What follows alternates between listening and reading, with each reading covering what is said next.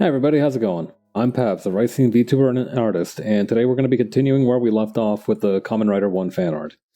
So, last we left off, I kind of wanted... Let me pull up the sketch layer that we had for this, so that we can take a quick peek. There was more to this, wasn't there? There was like way more.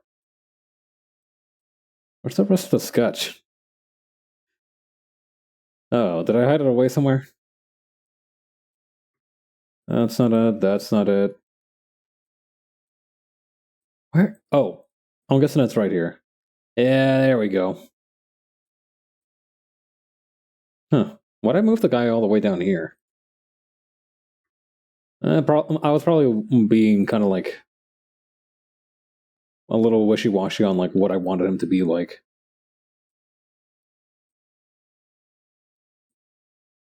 If that's the case, then I think the best idea would probably be to copy and paste this. Take out... which part? Okay, this part here. Flatten it. And then kind of, just kind of... yeah. Like that.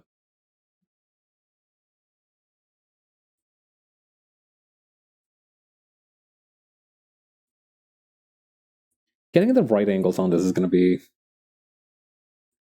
kind of a challenge.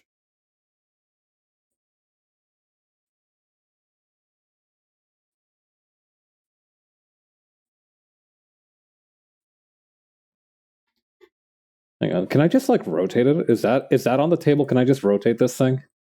Oh, I think it might be. I love it when a solution is actually easier than I thought it was.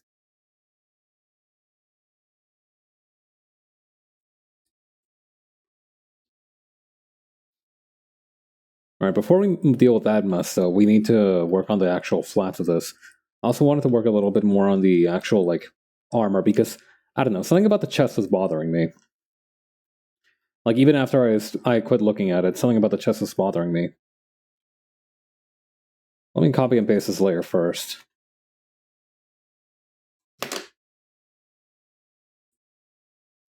I'm one of those guys that has, like, a really... hang on. I'm somebody who, like, hates losing progress, right? So what ends up happening is that most of the time when I want to make, like, a small edit or something, I'll end up, like, copying and pasting whatever layer I'm working on to make that edit. And this is good because I'm guaranteed to never lose progress. But it's also bad because I'm almost always going to end up with, like, 60 billion more layers than I actually need. Oh, hang on. Okay, and then I will unfortunately have to commit the grave sin of shrinking the other plate of armor.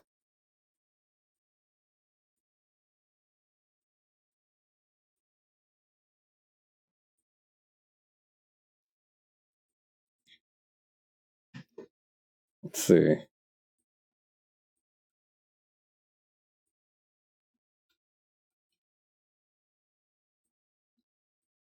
I wonder if I can get away with just like having it like this. And actually, hang on. I've got another idea. While I'm here, while I've already got the liquefy tool out.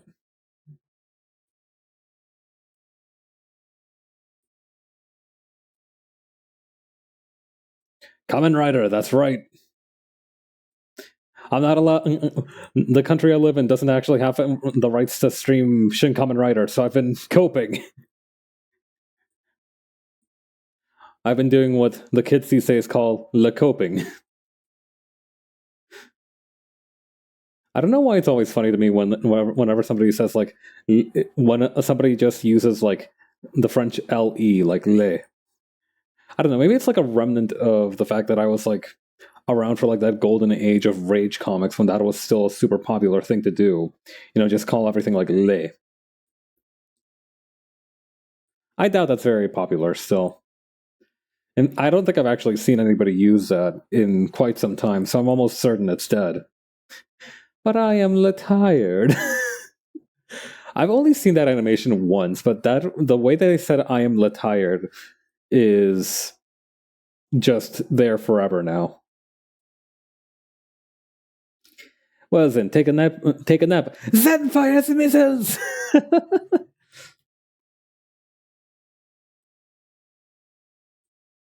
All right, how's this look flipped again? Not bad. I could probably get away with using this layer as line art.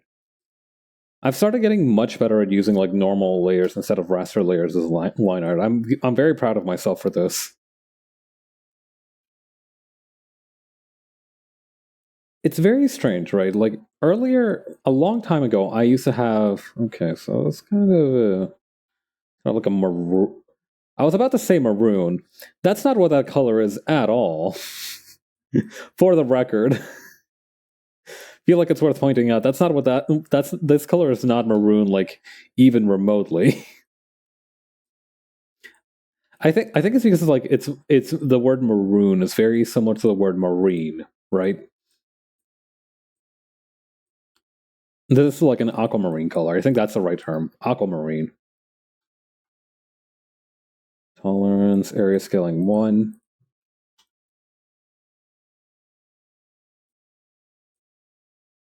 Maroon, marine, lagoon. Exactly. Yeah, see, there's a pattern. I should not be punished for recognizing it. I was about to say I have an alibi, but that's not what that is either. I have a justification.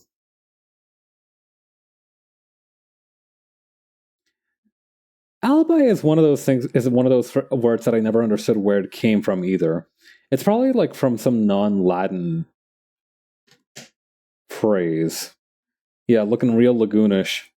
Got that Baja Blast drip. All right, let me look this up. Alibi. Yeah, lagoons. I like lagoons. People don't like.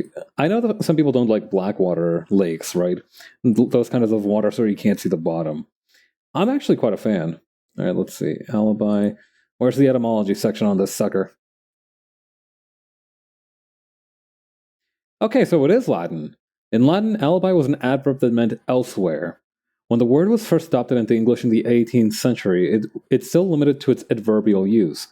Oh, so, an alibi just means I wasn't there at the time in Latin, which is why it's usually used in the context of crime, right? Okay. Well, the more you know.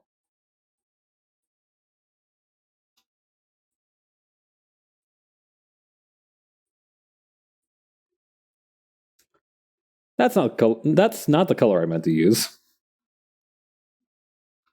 Why? Oh, I see. I've still got the black point one. Okay. Yeah, that's might be. Yeah. I really do enjoy googling stuff midstream as well. I'm glad that you like learning with me. I also enjoy learning stuff midstream as well. I feel like I expand my world a little bit each time. I'd hardly call my programming educational, but you do learn things from time to time. God. My favorite ever comment. Don't read comments on manga websites. All right. Rule number 1: never ever read comments on manga websites. It is a well of misery. However, sometimes even within that misery, there is something to be praised. In particular, I remember one time I read a comment section under the chapter of like a manga I was speed reading, right? And one of those dudes was like, I didn't like this chapter very much. I didn't feel like I learned something. And the other guy was like, "You're here to learn?" Like almost in like a recriminatory tone. Another guy even told him to go back to school.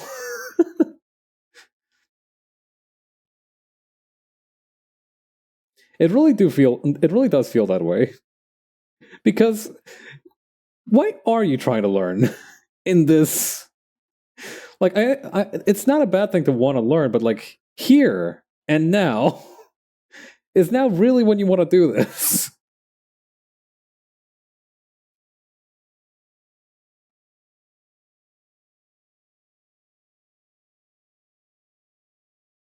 What was I doing? Right, okay, filling in the colors here. Oh, hell yeah. Hey, Jupiter. Thank you for the raid. How you guys doing? Thank you for your hard work. How's the games showcase? Yeah.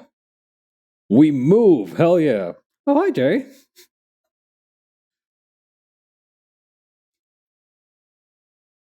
There were games. Question mark? Yo, big if true. Big if true. 2023, a year of the gamer. I read 2023 year of the gamer question mark almost in like a news headline kind of voice. It's like some kind of like new media outrage. Like you see it in the front page of the news. Followed shortly by small articles on how to like stock up on canned foods and firearms. There will be new, in my future, in my vision of a future, there will be eventually, you know, those little like warnings on in your phone that appear from time to time, those ones that say like weather hazard or whatever. In my vision, in the future, you'll be able to receive those, but for gamer events.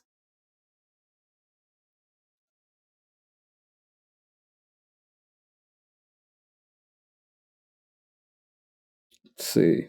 I need that for real. It would be nice. I think Discord is the closest thing we have to that right now. Or at least, gamer events that are relevant to you. To be perfectly honest, I had less than zero expectations. I forgot there was a games showcase even happening today. To keep it 100 with you. So whether or not it ruled or flopped is completely irrelevant to me. I was living in complete and utter ignorant bliss. The Volver showcase was short and sweet with commentary upon recent AI feelings. Indie games are good, skating games cool, and Curio was there. Oh fuck, that's right, the freaking the fucking new Yakuza game that they announced. Like, how long was Ishin? How long has Ishin been out for? Like 2 months, 3 months? You have a bit of a sixth sense for when there are gamer events, because usually when I'm irritable for no reason, it turns out there's one on. Yeah. Imagine if the Force was real, except that you could only use it to sense like gamer moments. Insufferable. Like some dude gets platinum in Valorant, and all of a sudden you're like going like, "Argh!" And like you drop your ice cream cone or whatever the fuck you're doing at the time.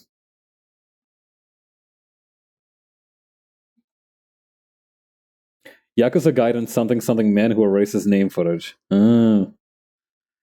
Yo, to be fair though, like we don't know when that Gaiden game is coming out, and I'm guessing it's probably gonna have a rather longer term turnaround than what do you call Ishin did, on account of the fact that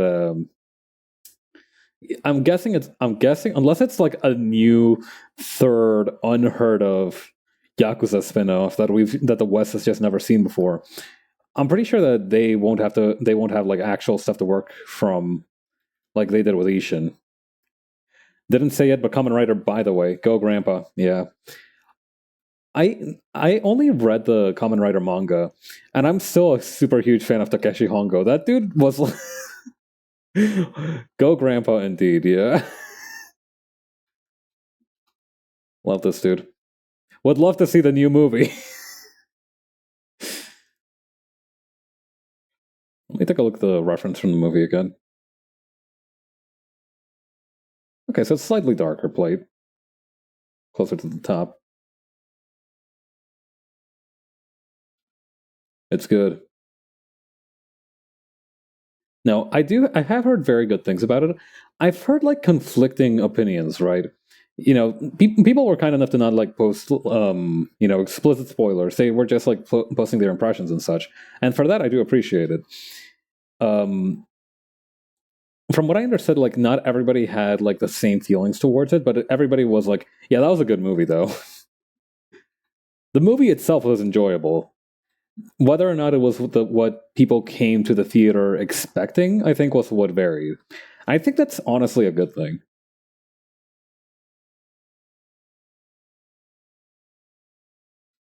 Like I think if I've never been one of those suits that's like, oh, if you can see the plot twist coming, it's not a good movie, right? I'm not one of those haters, right? I'm a different kind of hater. I'm not that kind of hater, at least. That being said, I think it is fascinating that you can like elicit a lot of different reactions from people who still like the movie. I had no expectations. Yeah. That's also a good way to approach things, isn't it? Having very few or no expectations also lets you like enjoy to the fullest. Okay, so it's a white belt. Okay, the gloves are also kind of like this darker tone. Expecting to enjoy it because I've loved all the other Shin movies. I do have to catch up on the other Shin movies as well. The second part of the Final Fantasy VII remake is split into 2 discs. Total throwback moment. Let's go! Aside from expecting that I would enjoy whatever was put in front of me. That's true as well. Yo, 2 discs on Final Fantasy though. I'm actually a very big fan of that.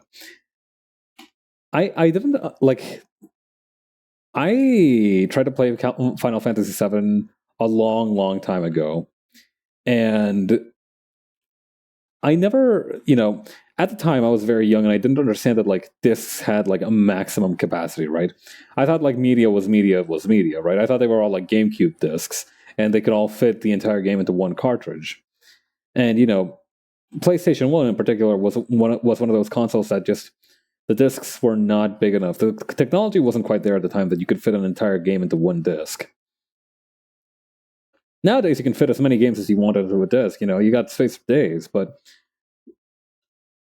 I don't know. I feel like having that throwback has both a lot of like nostalgic charm, and it also has a very distinct opportunity for storytelling. Like I feel like I don't know how to put it. Like being able to use physical media to tell a story and having like the advanced capabilities that we do now with the technology, I don't know. That just feels very exciting to me. I'm hoping that they do something with that. I'm hoping that they try something with that, even if it flops.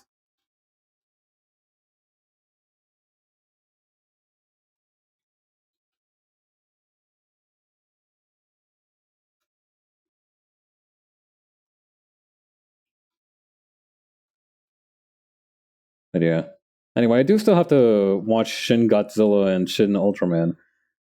I think out of all of them, I'm probably going to enjoy Shin Ultraman the most. I'm not going into it with any expectations either, right? I've never actually seen a proper Ultraman series except for that one time. I think UJ and V streamed that one Ultraman miniseries. Cannot recommend them enough. Nice. Yeah, that like watch through did some legitimate like it was that one phrase. It did some Coco Melon shit to me. I didn't understand what was happening for the most part. Like I understood the basic plot because I don't think like the plot itself was like that complicated, but yeah, the destined crossroads. Yeah, like I don't know. I feel like I understood more or less what was happening, but I also like wasn't fully aware of it. I feel like I just like astral projected for the entire runtime, and I was still fine.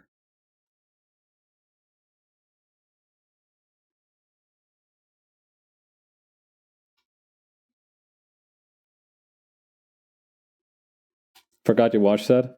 Hmm. To be fair, you guys seem to be affected a lot worse than I was because like you probably had like it was already some Coco Melon shit to me, but like it's all, I feel like if you truly understood what was going on in like a Coco Melon episode, it would do some Cthulhu mythos type shit to your brain. Like it's kind of like how like in a lot of Eldritch horror stories, the protagonist will find a room that's just like mad and scribbles, and it's not until later that they understand it and go insane as well. It's part two of a web series where shit just happens. That's incredible.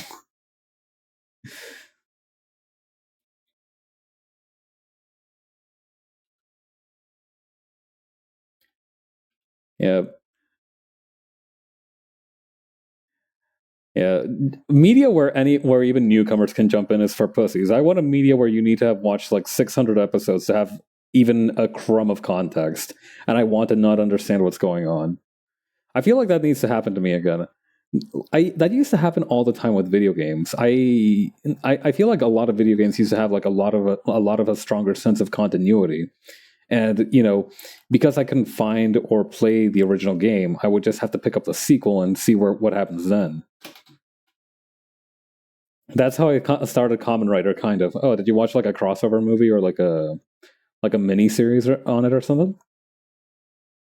Yeah, it's super interesting what everybody's first exposure to certain media is.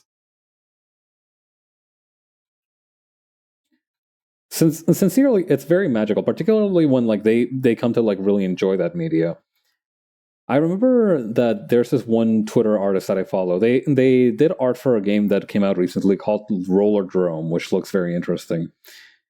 But they're like a huge fan of the Marvel character Taskmaster, and apparently the way that they got into him was because they made him in Marvel vs. Capcom 3, I think. And after that, they just became infatuated with the character. Yeah, no, Roller Drome looks amazing. I have it in my library. I haven't checked it out yet. It's on my to-do list.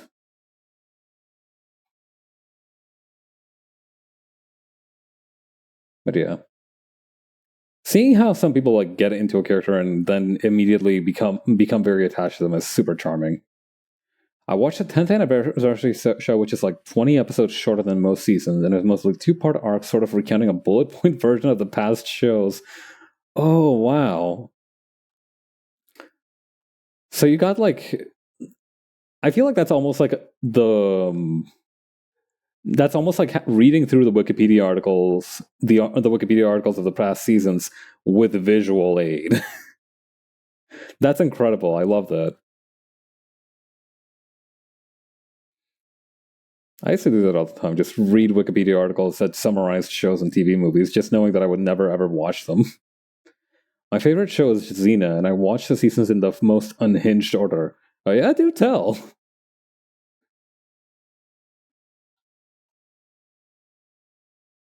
Yeah, Xena. That's the Warrior Prince show, right? At least, or like just the Warrior show. I don't. Is she a princess as well? Yeah, that's her. Okay, cool.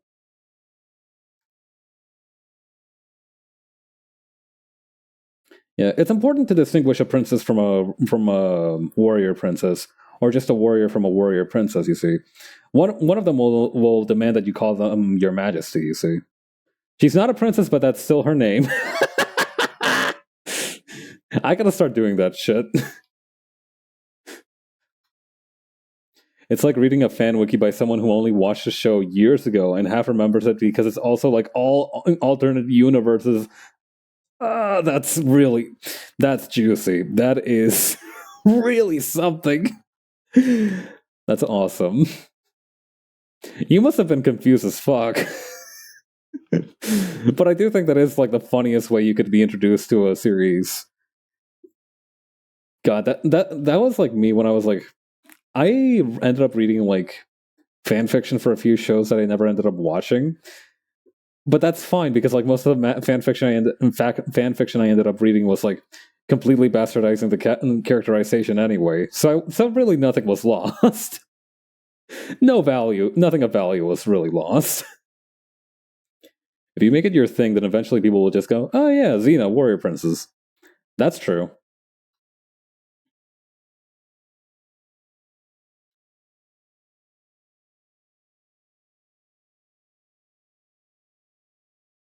Yeah, you got to become like that one dude who like tricked somebody into thinking that he had a pedigree. Xena Warrior Princess season 6, season 3, a combo of 1 and 2, and then 4 and 5. Yo. So was that because like you were watching them through a DVD set, or like how did that come to be? How did that come to happen?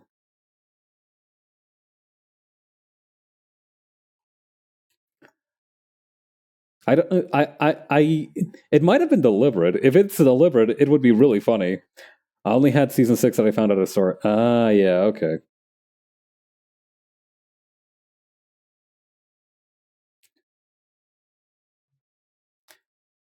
I feel like there was a Twitter post a long, long time ago where some dude was talking about a friend of his who was like a physician or something. Like, he was a physicist or something, right?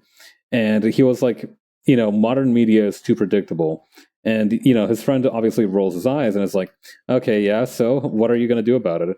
And his friend was like, the only thing I read now is trashy web novels that have been put through like 6 layers of DeepL Translate, because that way I can never truly predict what's going on, because of a combination of both not having the full original language context and the fact that they're amateur written novels, so they have weird plot holes and like weird plot turns everywhere. You had season 6, and then you looked into other episodes and it was like, that sounds fun, and then got seasons based on what sounded like good arcs. Oh, that's actually a pretty smart way of going about it. Yeah, I think that's how like people recommend that you read comics, right? Like you just choose a run that sounds like it'll be interesting to you and read through that, unless it's like, something that's like canon defining or whatever. That's what I understand. Like you just need to look for either artists that you trust or characters that you really like, and that's how you read Western comics.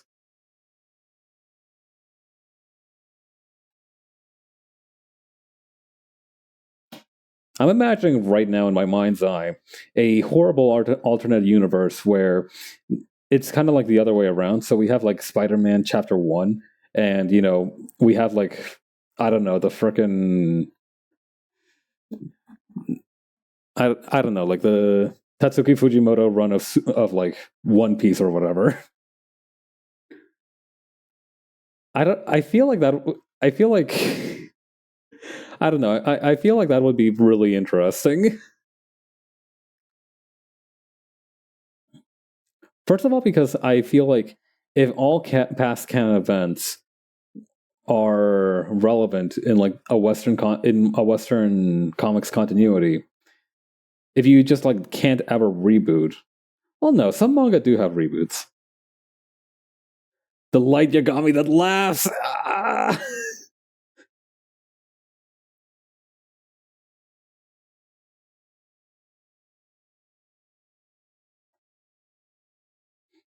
Yeah, me and my friends would have killed Ryuk with hammers. I can tell you that much.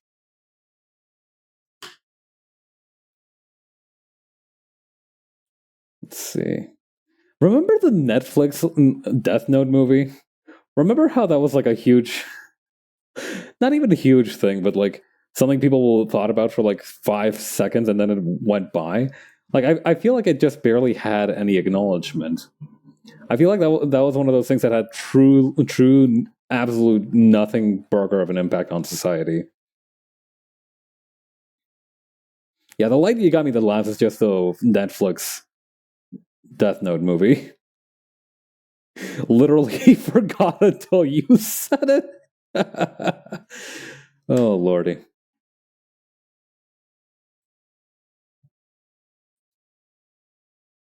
Who's ready for Netflix One Piece?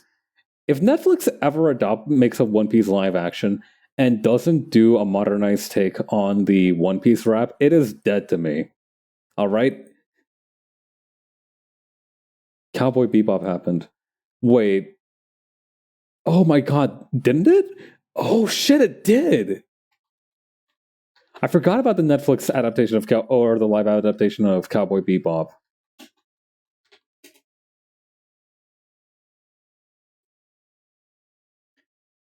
All right, let me see the critical reception section of the Wikipedia article. The critical response to the series was described as mixed and negative. On review aggregator Rotten Tomatoes, the series has an approval rating of 46%. Let's go, baby! An average rating of 5.9 out of 10. The critics' consensus reads, maybe next time, Space Cowboy. This live-action Bebop has fun enough crew to spend time with, but it disappointingly replaces the soulfulness of the source material with kitsch. Damn, that is scathing.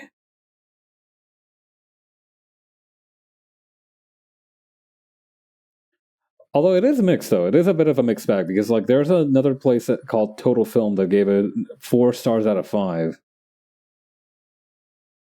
So it certainly seems to be more popular among the Western audience, like the Western review audience. So Total Film, Rolling Stone, IGN, but a lot of them did say that like it didn't live up to the original. Hmm.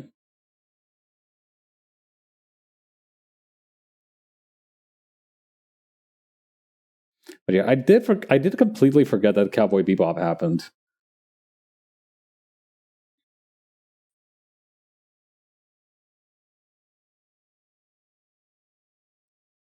Easier to like it if you have no point of comparison or nostalgia. That's true.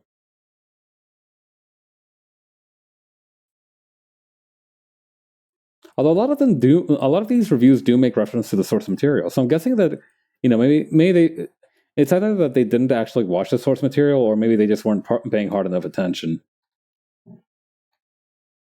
I don't know. I couldn't say. I never actually managed to finish Cowboy Bebop either.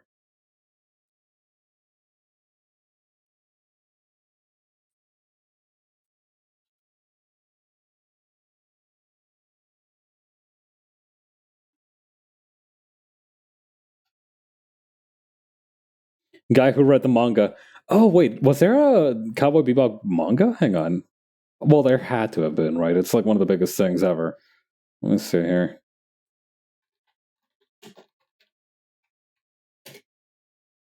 Related media manga. Here we go. Kalakawa Shoten, Nausicaa Fantasy. Ugh, licensed by Tokyo Pop. Oh, they are spin-offs? Huh.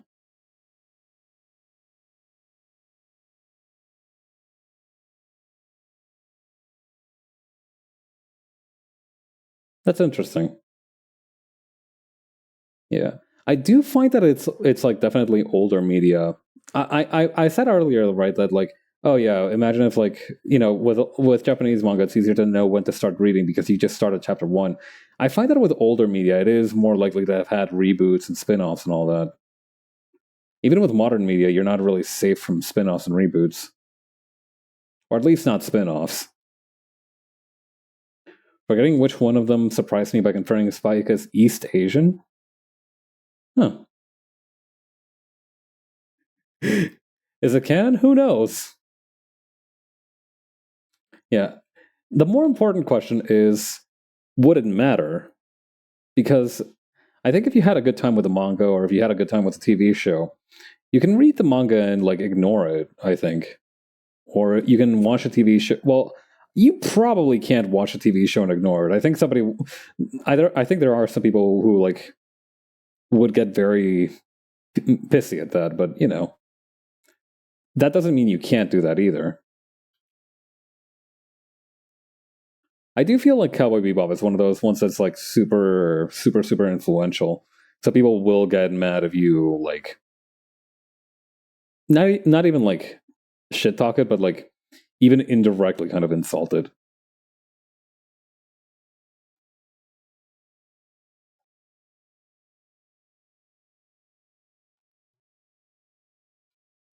I've watched like two episodes of the Cowboy Bebop anime, and I remember really being affected. I think the thing that affected me the most was definitely like the action sequences where they showed off Spike's kung fu.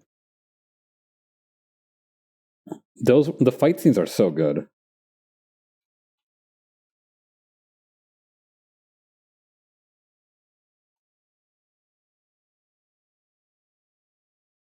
All right, I'm gonna keep this dude in a separate folder, and now I'm going to figure out how to do the background. I bring back the comic refs. Put his ass in folder. Yeah, with shapes. What's wacky is the music anime Carol and Tuesday seems to be set in the same world as Bebop. Yeah, I remember a lot of people liked Carol and Tuesday, and then it just kind of didn't go anywhere, from what I understand. Hmm.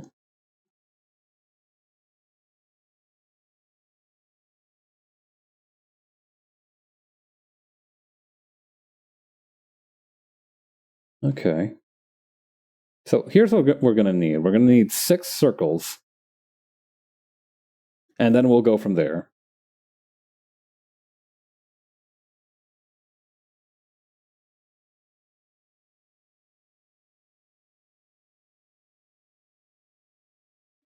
I don't know. In my mind, Carol and Tuesday has been almost kind of like, how do I put this? Like, I didn't.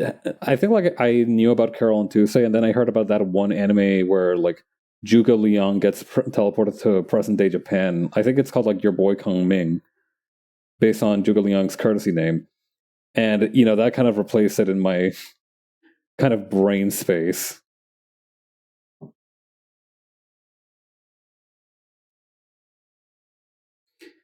I recently saw like a translation. I forget if I watched part 2 of that. It was cute, but it had its faults. I imagine, yeah.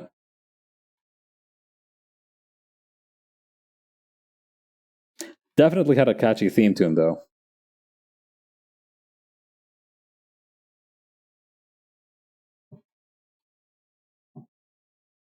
All right, I think what would be easiest is if I hang on.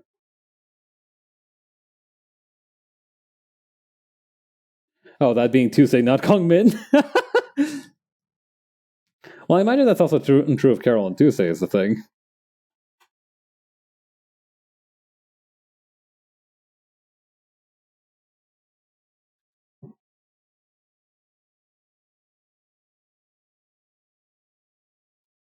I don't know. The one with your boy Kong Ming feels like it's one of those ones that has like 1 or 2 really good arcs, and then might kind of fizzle out a little bit. I don't know.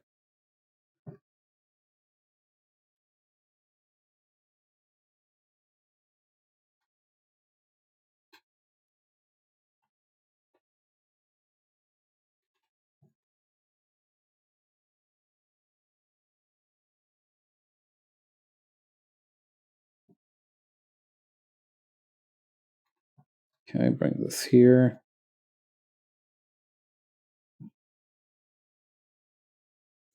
We want them to be like almost touching.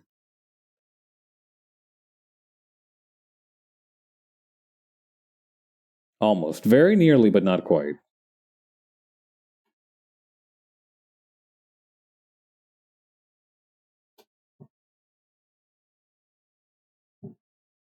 Yeah, boy Kong Ming joke compilation. Hmm. I have seen a lot of compilation. There is like a video genre on YouTube where like some people will just gather the best bits of like a anime season's like dub material. I remember that happened for like a one anime where like there's like this children's show host and the whole bit is that he's supposed to be like tremendously nihilistic and like sad, but like he still goes out there and does his job, but like that kind of like attitude seeps into his interactions with the children.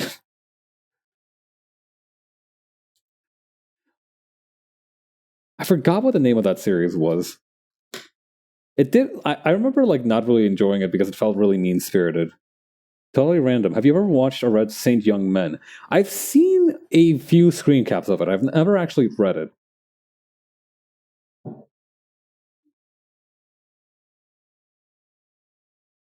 Wait, hang on. I can't actually merge. All right, which one's the one in the middle? This one. Oops.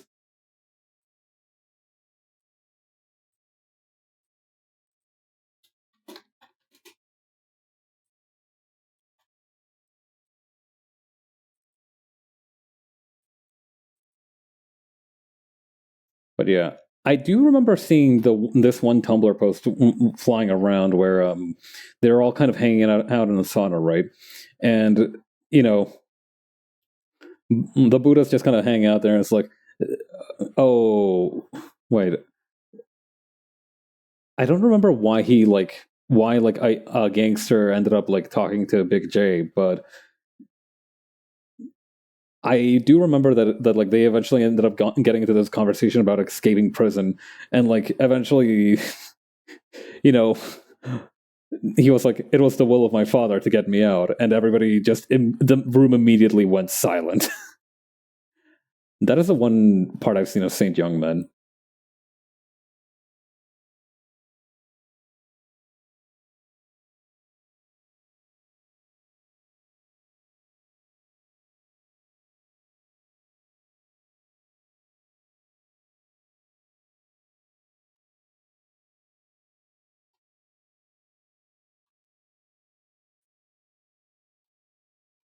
Okay, let me see if I can't like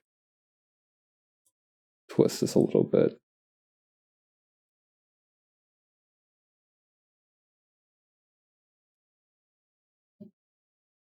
Okay, and then that's going to what even was this thing over the lab in Shocker? Like, did they just have like did they just like skin a clown and put his skin up on the walls here? Like, for what reason did they need to have like this multicolored ceiling in the operating table where they make their cyborgs? For what? Maybe, I don't know. Maybe it was part. This is supposed to be the part where like they're about to replace his brain and get him like Shocker programmed, right? Yeah, freak him out.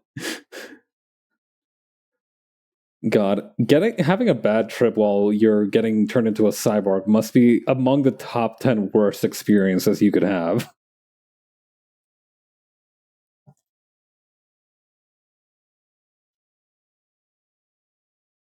Like, imagine it's like it's the worst day of your life, and you know, to add insult to injury, the dudes who are turning you into a cyborg are also giving you are also like putting on some fucking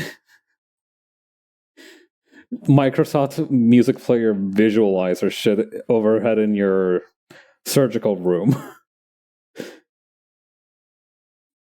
I don't know. Maybe the shocker doctors were ravers or some shit.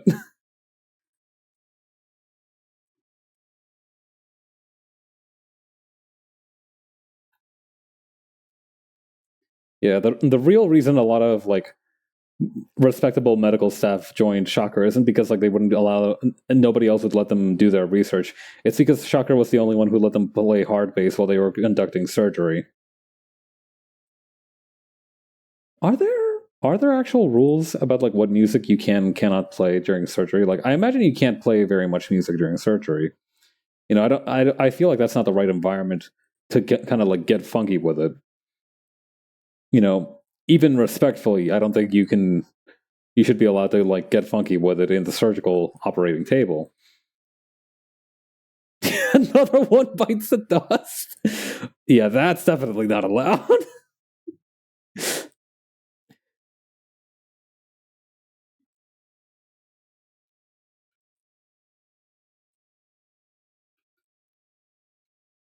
Bleed It Out by Linkin Park. Bro, if my surgeons were playing fucking temporary secretary by John Lennon or whatever the fuck his name was during my surgery, I would like entering my gamer flow state, removing a man's appendix. Yeah.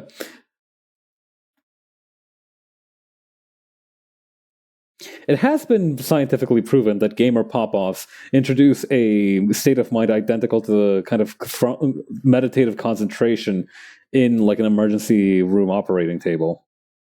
In the OR playing Guile's theme. Dun, da, da, da, da, da, da. The Skyrim song.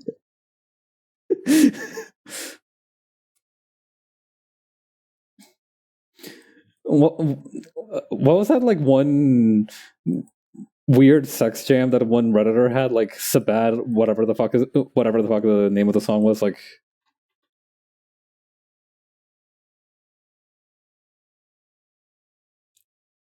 I don't know, whatever that was.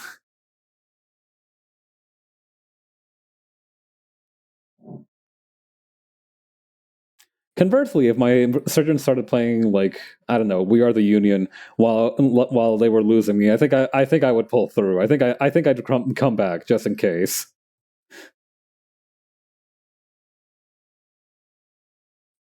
Yeah, we all know songs that would like send us, you know, We all know about a song that if played during surgery would bring us back to life. What's yours? Well, what is the one song that would like bring you back to life if you were like losing too much blood during surgery?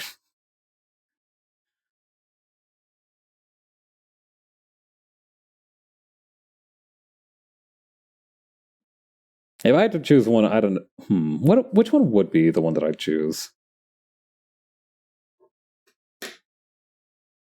Recently, I've been into a band called Panteon Rococo. Bring me to life. If nothing else, even as a joke answer, that I think that would be appropriate. You took my joke. Ah, well.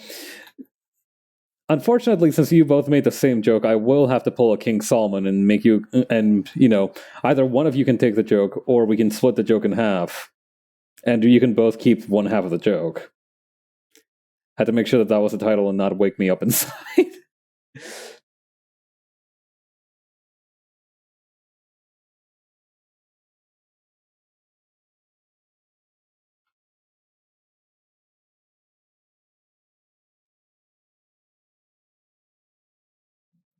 Jupiter can keep the joke. It was a good one.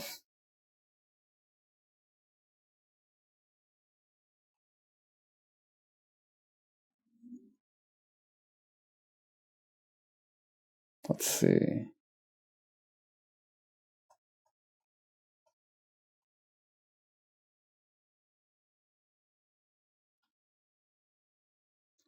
We'll blend this together. I don't know. I do feel like this background is going to have to be one of those situations where I trust the process. I'm much more willing to trust the process in this case, though. This sharing like a cocoa orange, like a choco orange. Yeah, one of the things that I've always wanted to try is one of those like like orangettes. The ones that have like, yeah, sharing the joke.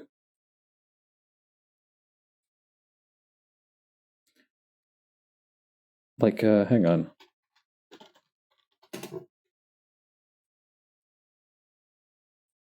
These things. I've always wanted to try one of these things out. I feel like I don't think I would like it, right? I'm not. I don't think I'm not. I don't want to try it out because I think I'd like it, but I kind of want to see how it tastes.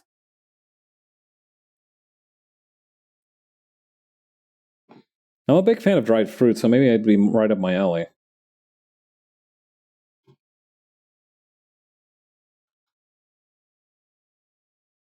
Terry's chocolate orange wasn't too bad. Oh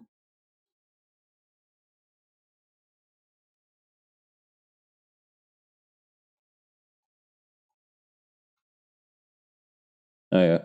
That being said, I mentioned earlier that I wasn't like really interested in like any of the potential game announcements, besides possibly the new, Yakuza title. I will say recently they announced like a remaster of that one indie RPG, Lisa the Painful, and that one I'm actually kind of excited about. I never actually managed to finish the game. I had to. It was very difficult, and I had to watch somebody else play through the ending. But I feel like if you can vibe with that game, it is like a legit life changing experience. Like it's one of those things that gives you something to think about for the rest of your life. Oh yeah, wait. Hyper Light Drifter sequel has a skateboard? I thought that was the Journey sequel. Why is everybody getting skateboards? Hyper Light Drifter was the one where like you played it as a person with a cape and a gun and a sword, and it was like pixel art style. You had like a magenta cape. Hang on. Yeah, big time for skates / hoverboards. I'm telling you, we need a new Tony Hawk game. The time is right. Everybody's like been into it.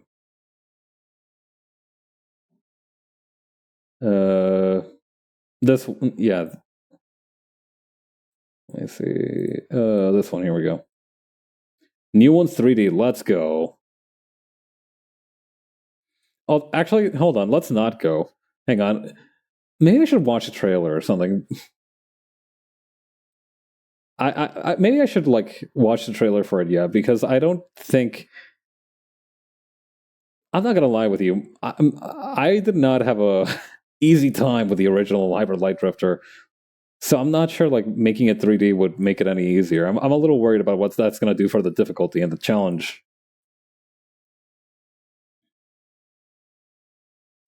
I am interested though. I will let them cook. I shall hold my tongue and let them cook.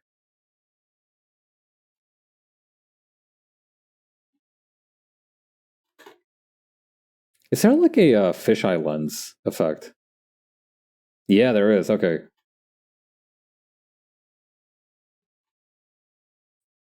Filter, distort, fisheye lens. Okay. Radius.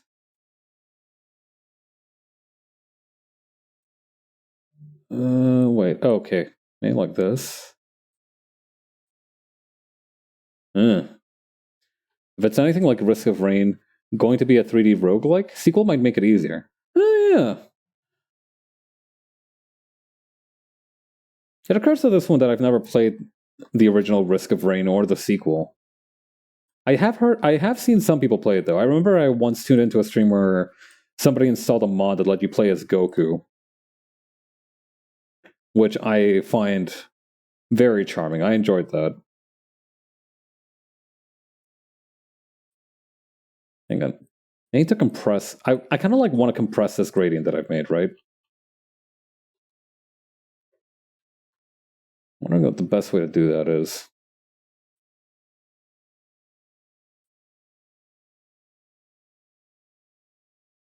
Oh, here we go.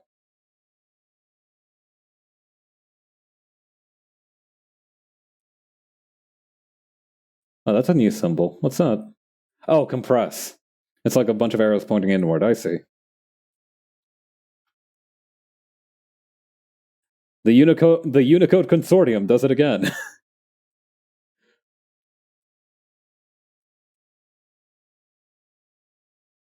You know what job I wish was real? Like Unicode symbol given the G clamp. Yeah. Put his ass in the hydraulic press.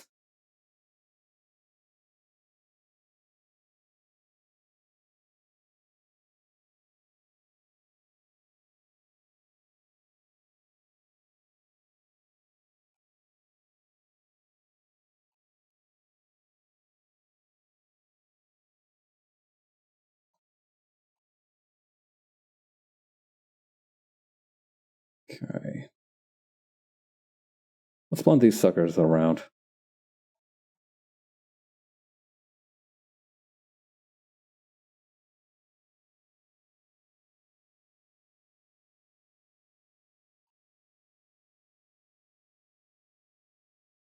Come on, I want to expand the white outward.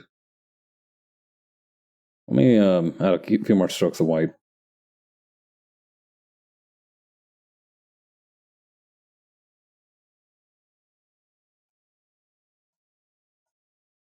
There we go.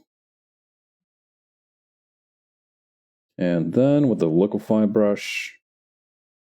But yeah, I really wish there. I feel like there needs to be. You know how like in Japan there's like a literacy test for like the number of kanji you can read. I feel like there should be something like that, but like for Unicode symbols. Although, given that some of the Unicode symbols are Japanese characters, they could have some overlap.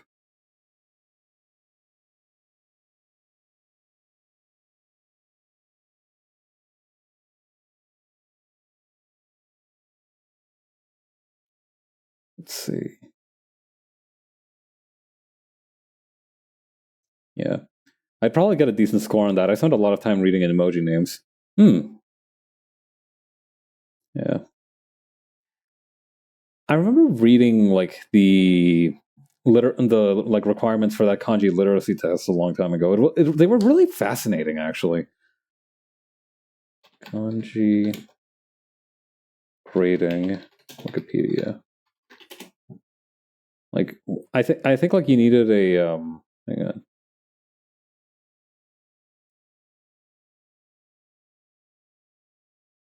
Yeah, here we go. The Kyoku kanji, literally education kanji. is a list of 1,026 kanji and associated readings developed and maintained by the Japanese Ministry of Education. And this is like the section of kanji that students should learn from first grade to sixth grade. Huh. What other versions are there? See also... Oh, kanji education.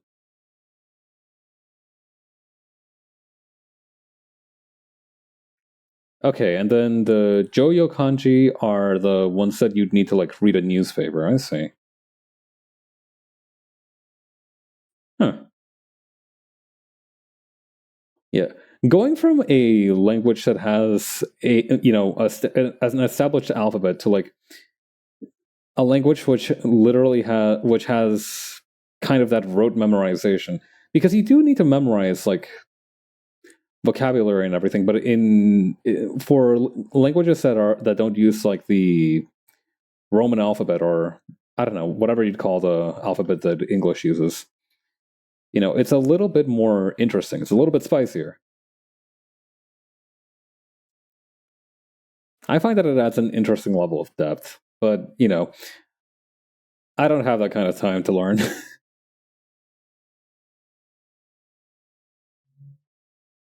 All of that. Let's see. Is there a way to like push this inward?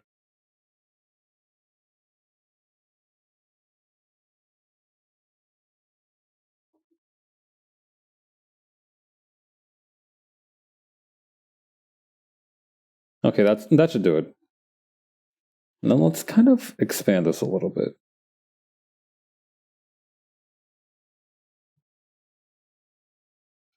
Okay. And then along like... There's a special ruler that I really like that you can make like concentric circles kind of leading to a... Oh, that's a weird little gap here. Let me fix that.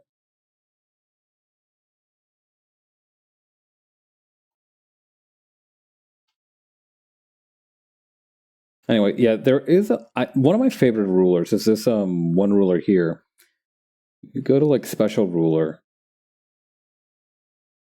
and you have like a parallel concentric circle. I really like the concentric circle ruler.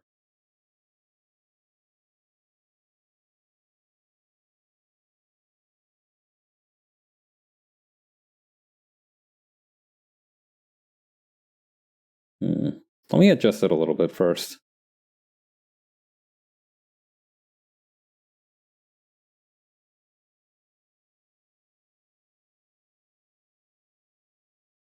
How do I fix the angle on this thing?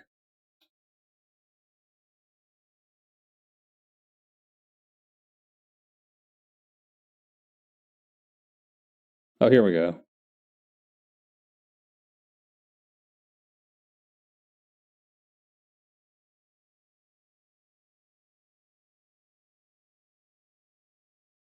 Let me do something real quick here. Oh, increasing it is kind of interesting, but actually I just need that to kind of play around with it a little bit.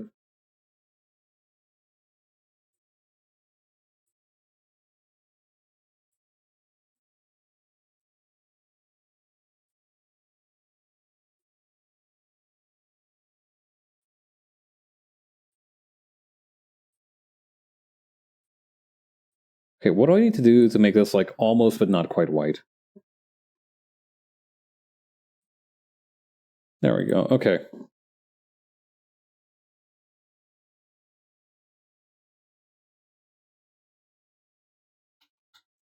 Okay, take a look at this panel again. Okay.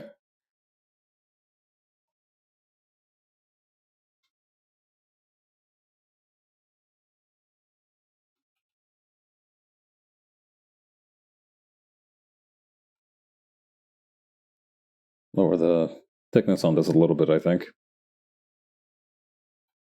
Oh yeah. Speaking of other cultures, right? I did some reading and I learned a couple of things about like the demographics of East Asian food places around the US. So 30 so of like I think in terms of popularity, like there were like large breakdowns, right? But 39% of East Asian restaurants are Chinese food, 28% are like Japanese food, and 11% are Thai food. And it turns out that the reason that like Thailand has a lot of that strong representation is because like their government had an initiative to kind of like promote their culture through their gastronomy. There is like a legit science behind it. It's called like gastro diplomacy. More of that, honestly. Like I feel like that if you're going to like try out diplomatic relations, I feel like that's definitely like a winning move. I remember reading an article that apparently like South Korea did something very similar, that they they try to like spread their food all around the world as well.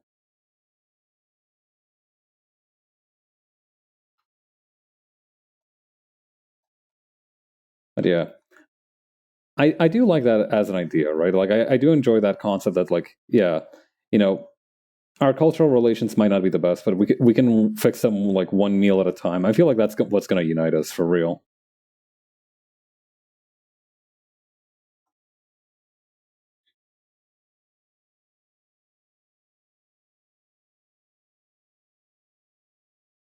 Yeah. I would say that Ecuador should try to do something similar, but the problem is that a lot of the foods that are in our culture are also, unfortunately, in a lot of other South American places' cultures as well. Yeah, because like Korean food, Thai food, and Japanese food and Chinese food are really all different beasts, but I feel like a lot of South American food is surprisingly similar. Interchangeable is not the right word, but similar.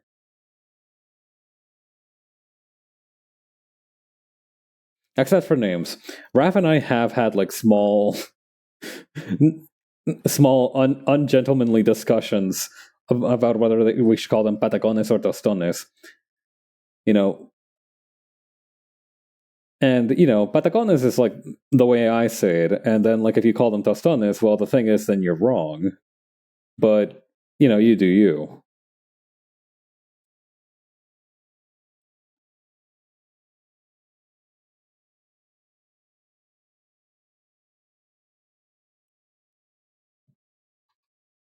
Oops. Okay.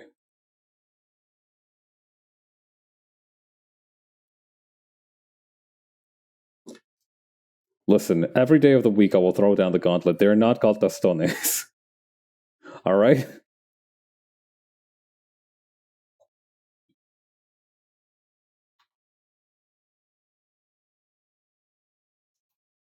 Okay. How do I like? I don't know. I worry sometimes that when I do these fan art projects, I get a little too ambitious, right? But I think like because I do try to have that ambition, it also leads to much greater results once I actually kind of like get the ball rolling.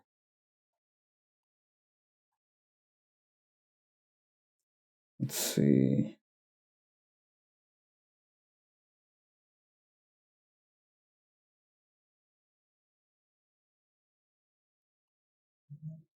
Really good to go for it like that, I think. Yeah. Yeah. I mean, that's kind of like the way that I used to learn new programs, right? Is just make paths in them. Live 2D, Blender. The end goal was always to like just make paths in them. You can do a good job. Thank you. That means a lot. Oh, thank you for the quality of life checks. Let me drink some water.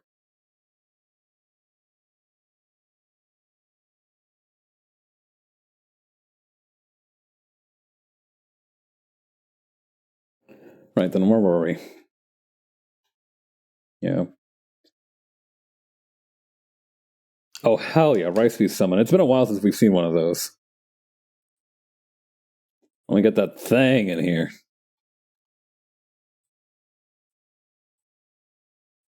There we go.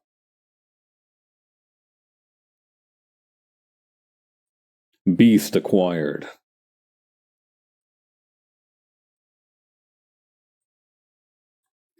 Deploying tactical beast.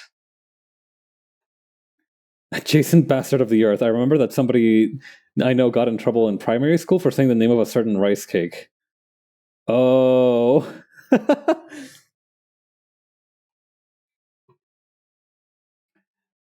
Is that like a Filipino rice cake? Because I think I know the one that you're talking about.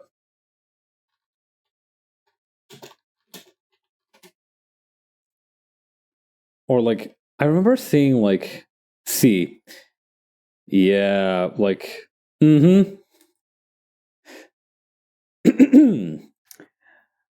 This recipe will give you light, airy, and slightly sweet steamed rice cakes, which are a Filipino classic. Well, these actually do look pretty good. I think Chinese food also has like small rice cakes like this where they're just like buns. Well, traditionally, puto is made from fermented rice batter. Oh, lordy. These days, you can find puto recipes that aren't fermented or recipes that don't even include rice. Yeah, the ones with the cheese in the middle. Mm-hmm. You know, I feel like if you introduce these to like, if you went to like a barbecue place and swapped these bad boys out with the cornbread things, I feel like you could do some real, I don't know, I feel like that would be a cultural awakening moment.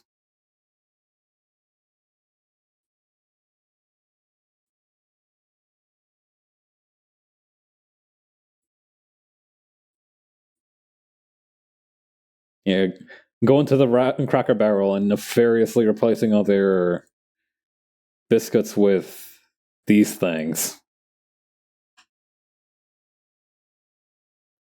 That would make it an inside out chappao. Let me look that up. Apologies as well if my pronunciation is off. Oh, char siu bao. Yeah. Oh, dude.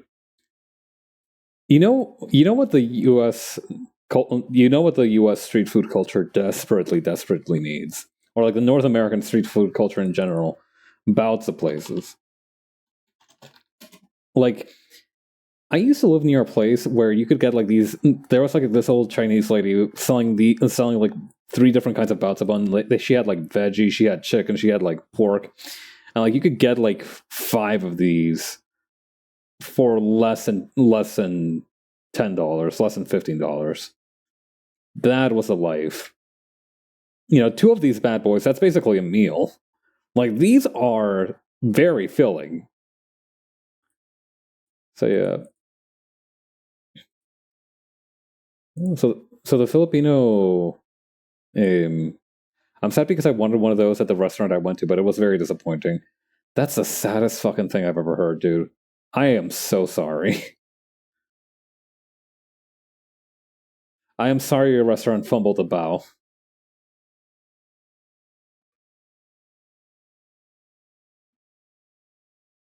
God, yeah. There's also like this flatbread sandwich called rojama, which was so good. It was just kind of like folded in half over three strips of meat. Nah, come on. Yeah, one of the best Chinese street cuisines ever invented is this thing, the rojama. That's like braised pork in the middle there with like some chili peppers, some greens, some lettuce. It's like a little flatbread sandwich. It is so good.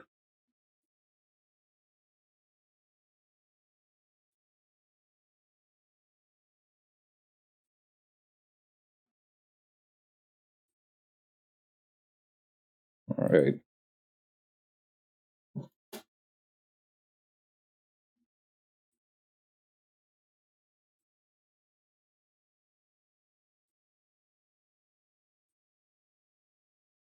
Made a birria tacos for the first time on Tuesday, and they were phenomenal. Oh yeah, I've heard really good things about birria tacos. They're the ones where like you use the taco gravy to as like a seasoning for the shell, right? Very nice. Good work.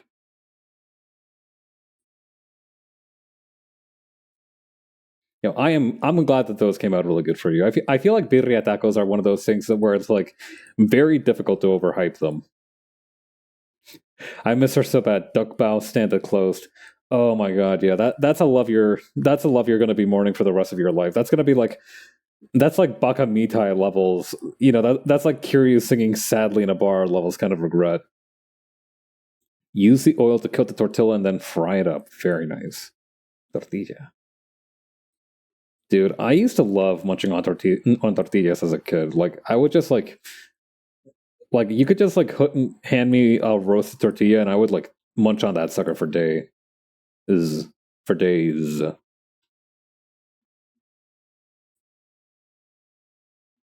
be fair, I was a very ravenous young man, so it wasn't very difficult to get me to do that for most foods.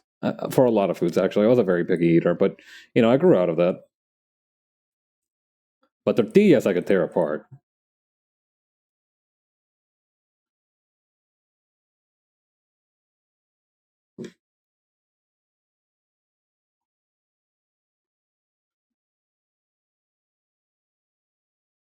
No, that doesn't feel quite right. Hang on. I'll use the liquefy tool again. We cook up the tortillas in some oil for our usual tacos, and they are so good. I can eat the shells on their own. Yeah, exactly. I mean, it's roasted carbohydrate. You can't really go wrong with that. That's one of those few foods that's like a surefire thing. You have a George Foreman grill, don't you? What do you find yourself making it on besides paninis? Usually I just grill meats on it. There's this one salmon thing that I do. I get myself a nice little cut of salmon. Get me some paprika, some oregano, a few other different spices. Give it like a little dry rub, and then I grill that in there. I usually make eggs sometimes as well. A a little egg and ham sandwich. I throw the egg on the form, and then I just put the ham beneath it. That's always a crowd pleaser. And by crowd, I mean myself.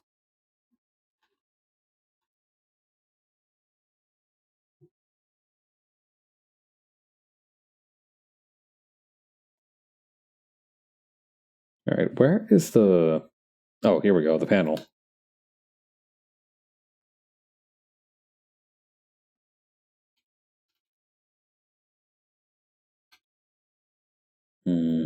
Okay.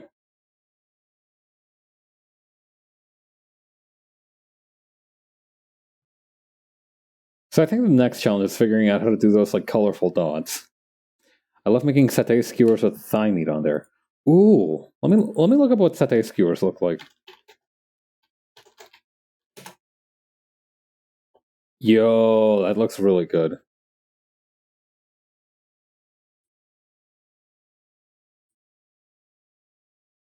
Oh man, that looks really good.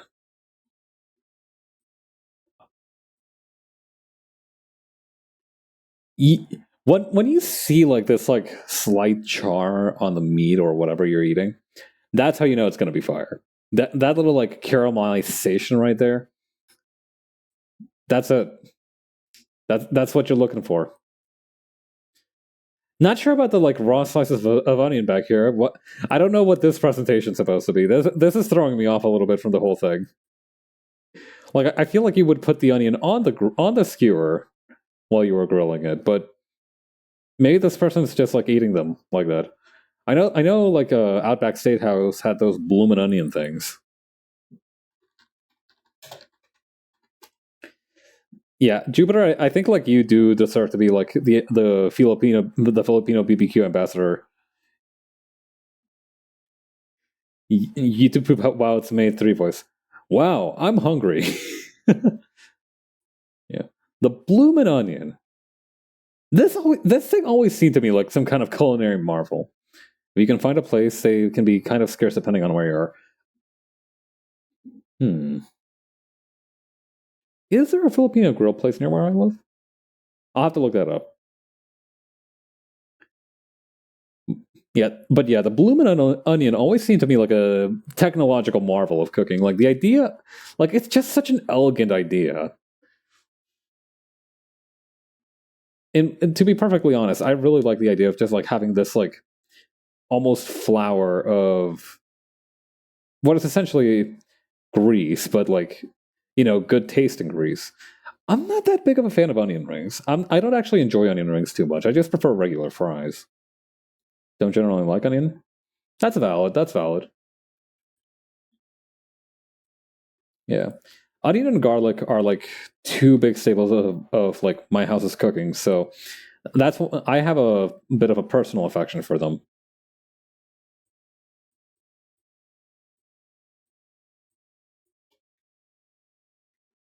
Mm. The elegant fried mass. That's like a Dark Souls enemy boss subtitle. Mm, yeah, bloomin' onion, the elegant fried mass, or I guess bloodborne. I will use onion powder for flavor. Yeah, I very rarely get to cook with like real onion, right? I also very rarely cook with real garlic. I mean, real is a strong word, right? Like real and fake is not like are not germane terms. The thing I will always associate the bloomin' onion with is the face our Aussie friend Sal made eating one when they were in America years ago. I'm guessing they weren't. Were they a fan, or was this more of a face of despair and grief? Inquiring minds would like to know. Bewildered. Oh, okay. So not a little bit in between. All right.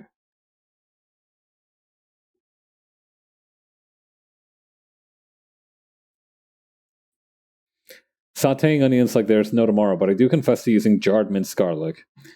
I like using pre-minced garlic from a jar that makes using non-powdered garlic so much easier. Yeah, like that's what I mean, right? Like as opposed to real garlic. My definition of real garlic is those like pre-minced garlic from a jars, right? There was a time when I cooked basically everything by hand, right? I think that was like my freshman summer of university.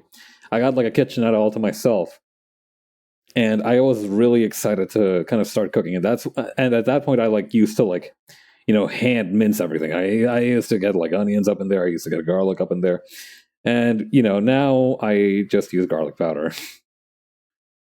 To be fair, the guy with the kitchenette had like way more free time than I do. Seriously, one of my few regrets is probably not starting streaming while I was still in school, in like in like secondary school. I mean, or like university.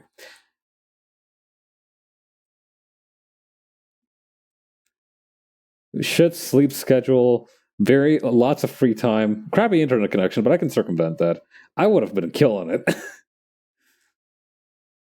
I am glad that I started the stream when I did, though. I feel like I came in at a time where like the technology was starting to get there.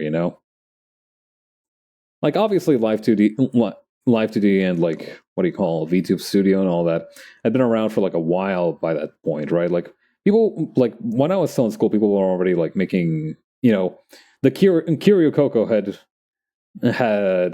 done her thing and like inspired the Western masses to start VTubing as well. But I came in at a point where like people it was finally getting into the swing of things. I feel like if I had started doing it during school, I would have been on that like tail end of like everybody insisting that VTubers always had to be idols, right? Like I feel like I came at a very opportune time when it comes to that.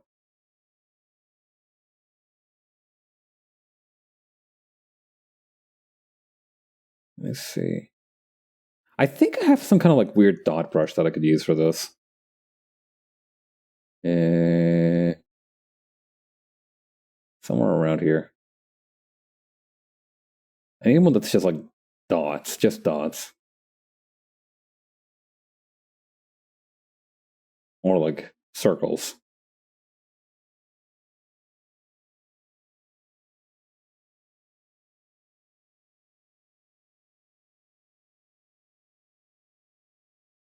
Ooh, wait, hang on. I have an idea.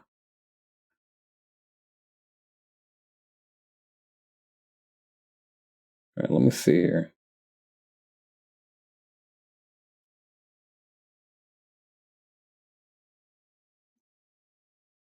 If this works, it's going to be really funny.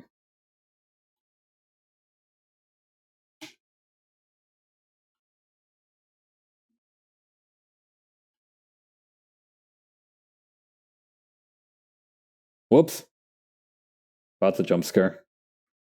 I love having just random images open on my... Hang on. I've got a better idea for how to do this. Brush density. Is there like a way to vary the thickness of the dots? I don't think there is. Well, that's the case.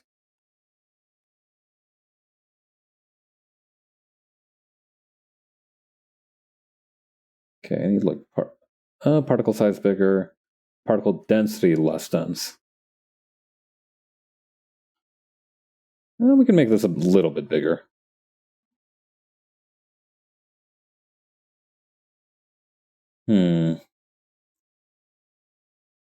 Okay. Is there a way to like make it like...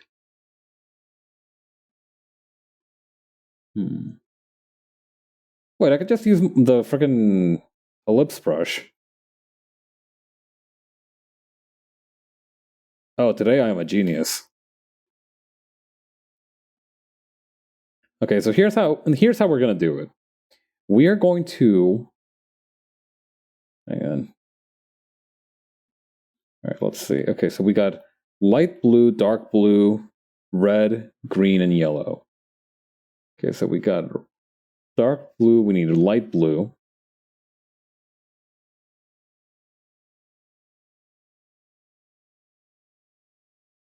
Red.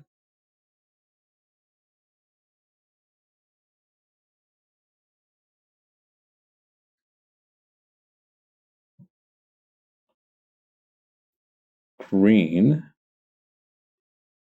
Green? Okay, green. And then we have like this kind of like dull yellow.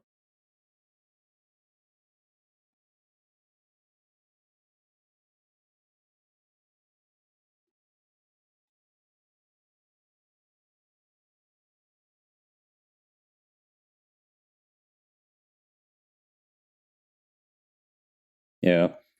I'm glad that there wasn't like a Kamen Rider anime based off of the manga, because I feel like this would have been one of those things where they like used those really harsh visual effects to kind of like accomplish. Let me tell you something. I tried to watch that show, King of Braves Gaigar, right? I'd heard very good things about it, and I wanted to like see what it was about. And almost immediately, like I almost got sick watching it because like it had a lot of flashing lights and shit. Like, what you need to understand is that that show came out right before the whole thing with like Porygon happened in Pokemon. So like they were really pushing the envelope in a way that should not be praised.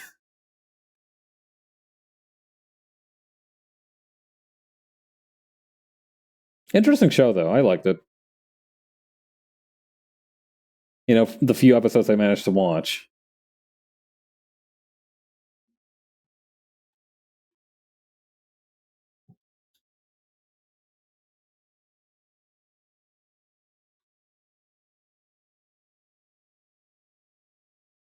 Felt very weird that it did something interesting, which, you know, maybe me as like a mech show neophyte. Oh heck, Demonic Slayer. Hello everyone. How y'all doing? I'm Paps, the Rising VTuber and artist. It's nice to meet you all. Thank you for your hard work. Welcome to the stream. Oh. Ninja Bear. Thank you for the follow. Propulswing. Yeah, how are y'all doing? Let's see. How did I do this again? Right, shout out.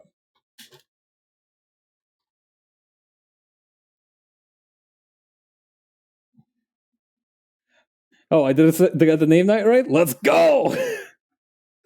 Doing great, how are you? Doing good. I'm doing a little bit of a Kamen Rider fan art.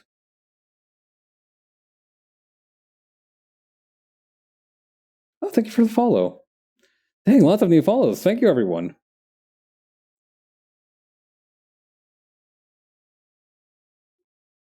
Yeah, what were you guys doing? Let me scroll up a little bit.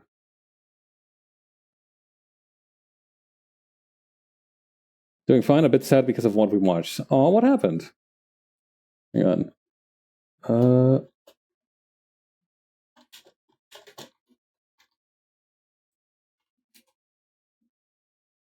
Oh, Omori. Yeah, I know.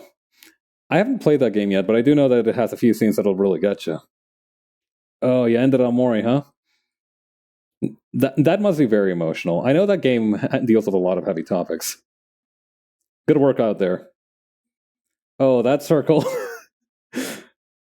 That took a little bit of a bite out of this circle, huh? Omori happened. Damn. Yeah. I really like the Omori's art style. I always saw like I've seen a couple of I've seen a couple of screenshots of the game, and it has a super distinctive art style that I really like.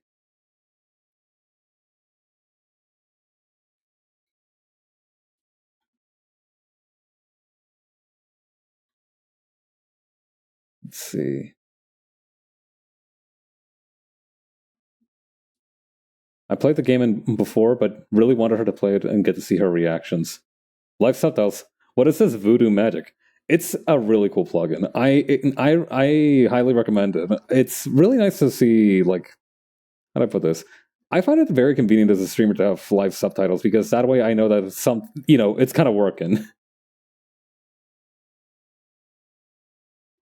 How do I put it? Like, I can see it in the corner of my eye that the subtitles are coming along, so that's always a good sign that things are working as intended. Sometimes they glitch out when I'm not glitching out, though, and then, the shoe is on the other foot.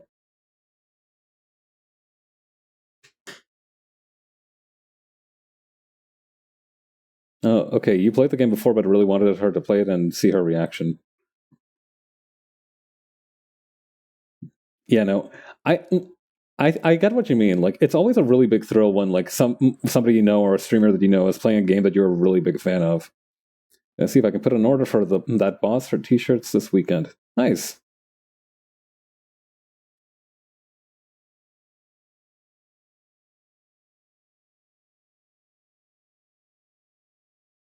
Well, not really the same, but you've got the right spirit, I guess.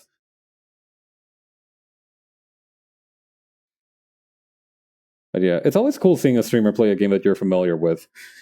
Although, like, it's a little bit of a double-edged sword, right? Like, it's cool to get to see their reactions, but I remember one time that young man Germa played a game that I was super familiar with, and it was like I had to like basically bite down on a towel to make sure that I didn't like stop myself from yelling at him.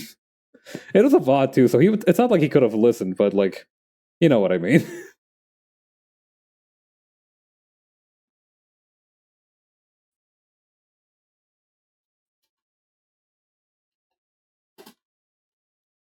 All right, let's see if this trick that I'm trying to do works.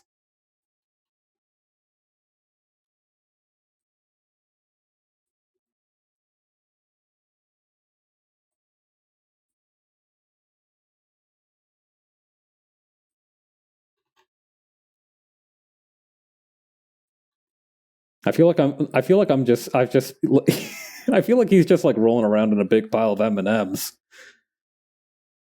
Yeah, the urge to backseat can be very strong, but it's good. I feel like it's the healthiest thing you can do is suppress it.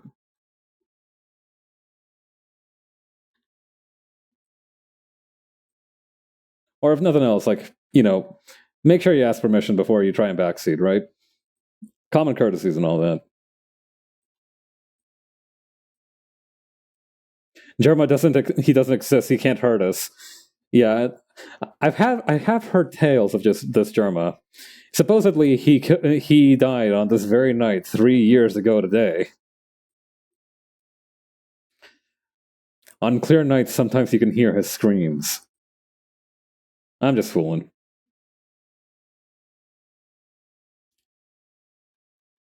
You know. Let's see. Here we go.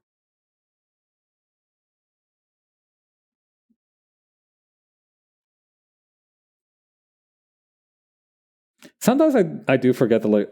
I don't know. Like sometimes bigger streamers like Germa do feel like they live in a completely different kind of cartoon continuum. I feel like I only hear about that guy when he's done something really, how do I put this, like stupendous, baffling. Like I remember seeing that one stream where he was like in a dollhouse or something, and I was like, "Huh, that's crazy." And then I kind of moved on with my life. I didn't like really question what was happening there or try to like figure out the kind of lore behind that. I just kind of like grabbed my lunch and moved on. He seems to be having fun at least, or if whatever's tormenting him seems to be paying him well, so I'm sure he'll be fine.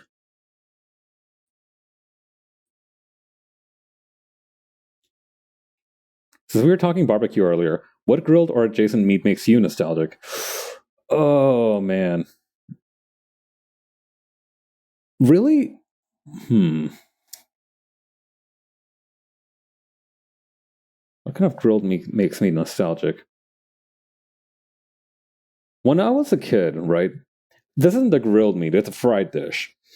My mom used to make this thing called cerditos en el espacio, which was this pork dish that's very easy to make. It's very easily made. You basically cook some pork in soy sauce and Coca-Cola, and the darkness of like the resulting kind of a glaze ends up making a very nice dark sauce, which is why it's called like pigs in space. That one always brings me back. That's a very nostalgic dish for me.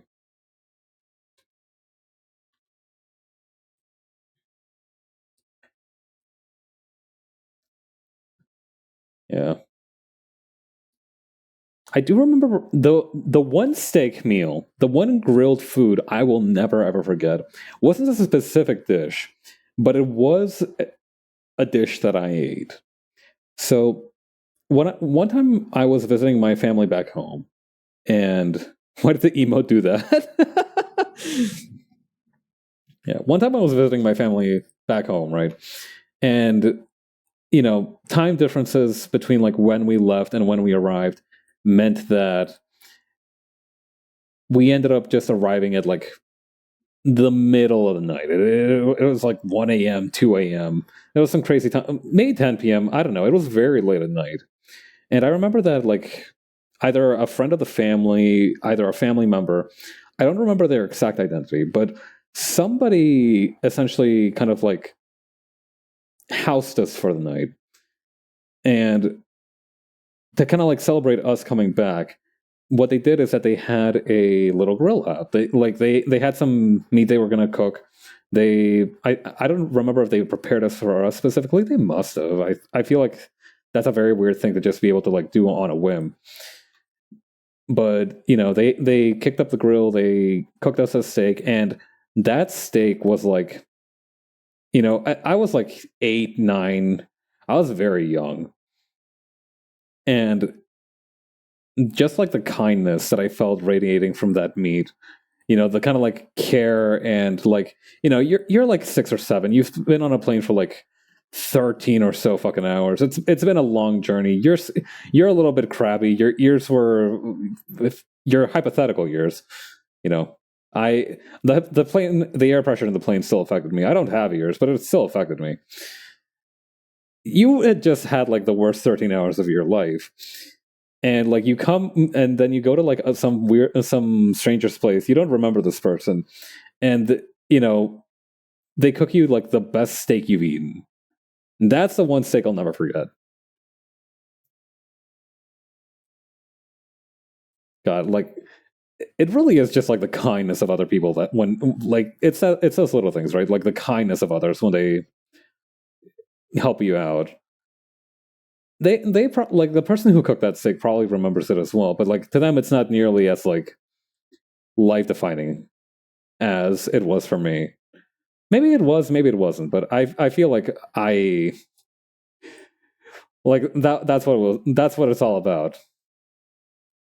Best food you ever ate was cooked by someone nice. Print that, quote that, stitch that on a quilt, put that on one of those live, love, laugh posters. That's truly what it's all about.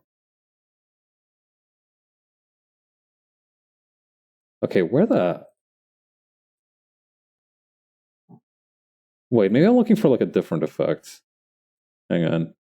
Filter. Radial blur. I think that's the one that I'm looking for. I think.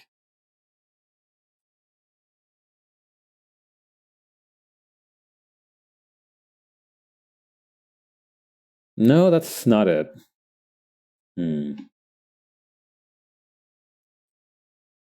Okay, so I am gonna have to like do these partly by hand. Cross stitch going above the "there's always time for wine" sign.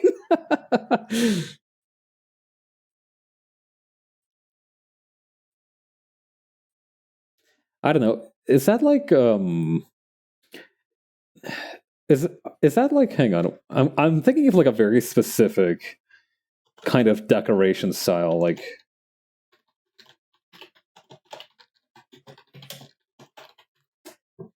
my brain is bugging. I thought I was looking at the point and I thought that was the Poland flag. What does the Poland flag look like?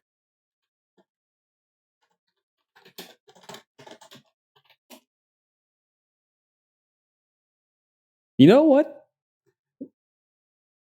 I see it. I see the vision. I see the vision, right? From a distance, I feel like you could like, especially like with points like this here, I could see it. That being said, if you are seeing these many colors as like one color, I do recommend you get some rest. White up, red down. Yeah. Been off my cooking game lately, but back in 2021, when I was cooking a lot of stir fry, my gauge on if I was going to cook that night was, am I in a good enough mood to make something nice for other people? That's so nice. I've become polished fried rice. Yeah. Can you put rice in a pierogi? Hang on, rice pierogi.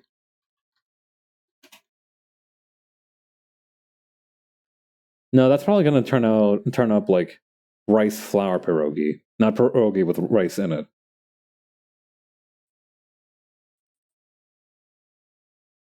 I remember there was this one thing that started with like a K that was like this, just like this baked thing that just had all kinds of different stuff in it, like falafel,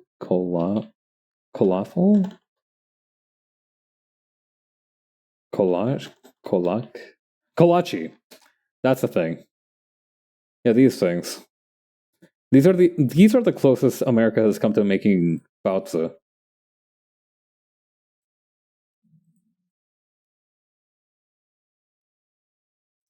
Whenever we have food discussions, it literally becomes like mere minutes before I start thinking, I need to up my cooking game.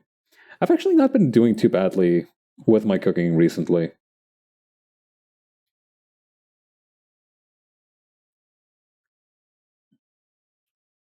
In the way, by which I mean like, it's not that I'm getting better at cooking, but it's like I'm cooking the food that I need to eat. The rice feast. Rice beast is a feast I can't stand in the least.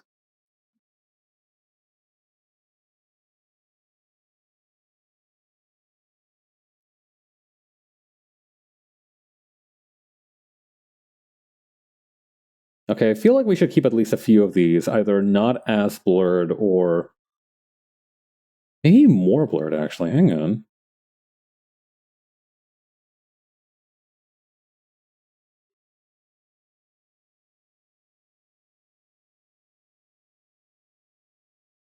Hmm. No, I think keeping it unblurred helped more. On the subject of food, you like ribs a lot. Very classy. That's spare ribs is one of those things that is just like you can't go wrong with it. Yeah. Yeah, barbecued ribs, spare ribs, baked ribs.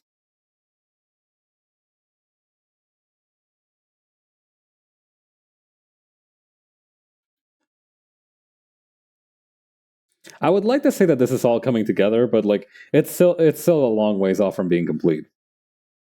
Also do some baby back ribs every now and again. They do be so tasty. Yo, the one food that unfortunately I'm probably not going to be able to cook anytime soon, but I always think about orange duck. Hang on, let me see. Now I'm getting literal pictures of an orange duck, which is good, but like It's really cool for real, though. I love the background. I'm liking how it's coming along. Thank you for that, Jay. Yeah. I'm gonna keep cooking though.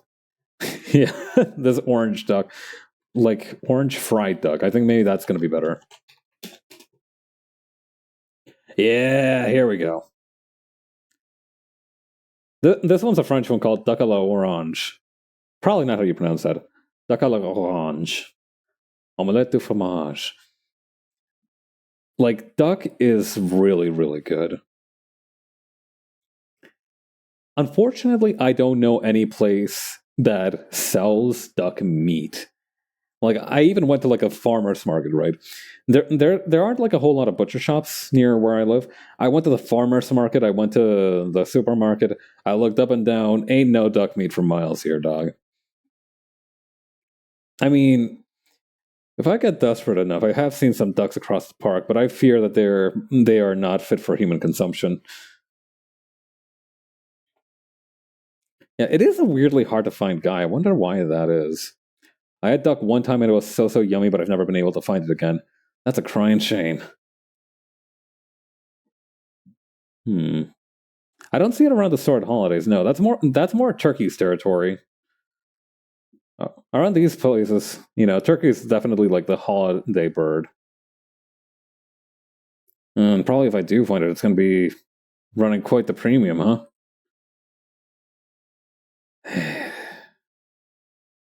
I'll always have my memories of it.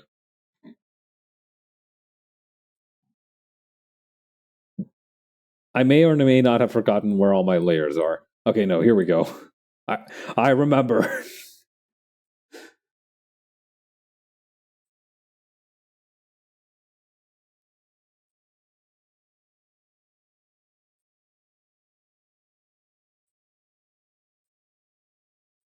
Yeah, if we're gonna do like the more defined dots as it goes out, then I feel like we should blur add some more motion blur to the ones near to him.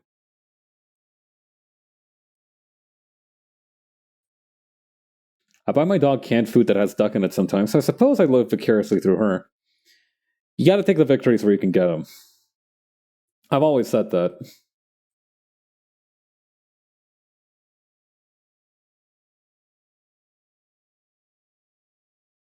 Can I also like rotate this one?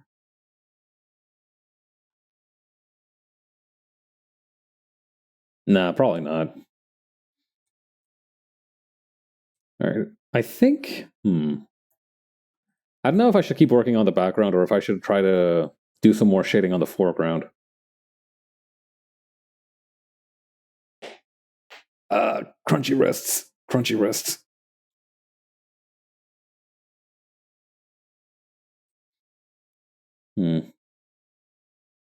Is pet food out and like fit for human consumption? Probably not, right? If it's hard to find, then probably I nabbed it for like the equivalent of less than 250 Canadian per pound. Marked down. Hang on. I'm gonna Google where I can find it. It's edible, I guess. Around Christmas.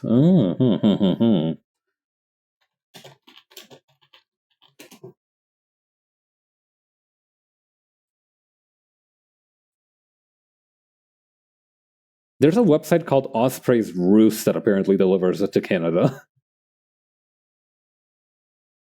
Man, I don't trust any website that sells you like meat products through the internet. Duck and orange sauce. Yeah, it's just so good. What was that one Simpsons meme like? Last night I dreamt I held you in my arms. Except I guess it would be like chewed you in my mouth.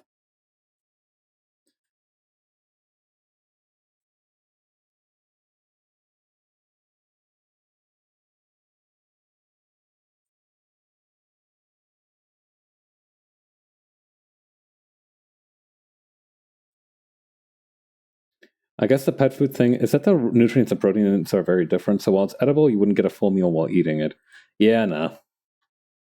Not to mention the taste is probably leaves a lot to be desired. Sadly, us humans are going to have to stick to human food.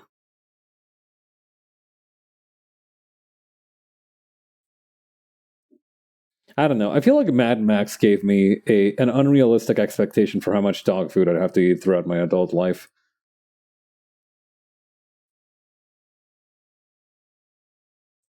Feel like I need to clarify you do not eat your dog's food. No, I didn't I didn't think that you did do that. I was saying that like I was wondering, right? If I got desperate enough, would it kill me? Yes or no?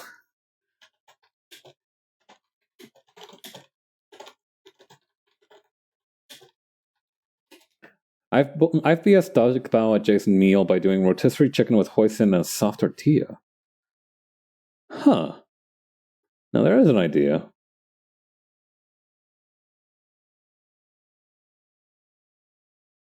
Yeah, here we go. Healthline.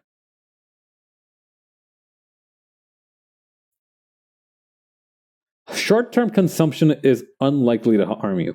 I do know that like there was this one story I read about in a I was about to say I read about it in a podcast. I listened to a podcast about a story about some dudes who got lost in the Arctic for like a month, and they ended up eating the dogs that were pulling their sleds, right? And it turns out that dog meat actually has quite a high amount of vitamin A in it, which unfortunately, if you get too much, there's like a difference between the different vitamins, right? There's the water soluble vitamins like vitamin C, where you need to replenish it very regularly because otherwise you're just going to pee out the excess. And there's stuff like vitamin A, which is non soluble in water and stays with you for like a much longer term. So, dog meat has a lot of vitamin A. And these dudes were basically living on it for like a long, long time. So they ended up developing a lot of like different additional complications, besides like being out in the literal Arctic for months. They developed some additional complications in addition to that.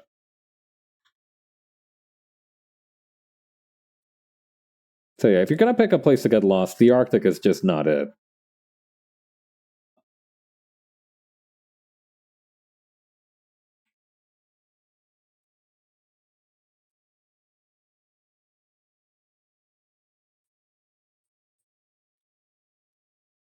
Been watching the show Yellow Jackets, and they just ate each other.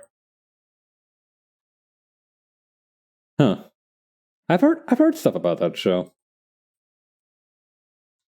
Yeah, from what I understand in Yellow Jackets, a lot of the plot is um I'm not going to say pro cannibalism, but I will say it's cannibalism centric, much like Hannibal. That's still such a stupid name. I hate that the most renowned cannibal in, well, maybe not modern or recent media history, but like to me or like in general is a dude whose literal name is Hannibal. I hate that shit. I really do despise the fact. I think I might actually be angry that I didn't think of it first. I was too busy being not born yet to make Cannibal my own IP. It's pro survival? That's fair.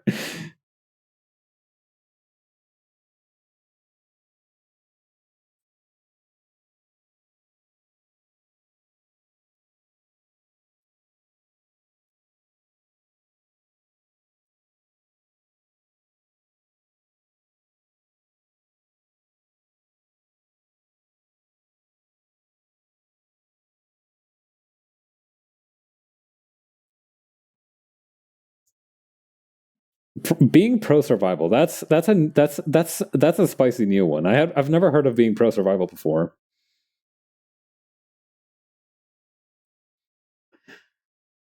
Aside from the people who got eaten, they were anti survival. Or maybe they were just not hardline pro survival enough. You know, you have to look at like the intricacies of the situation.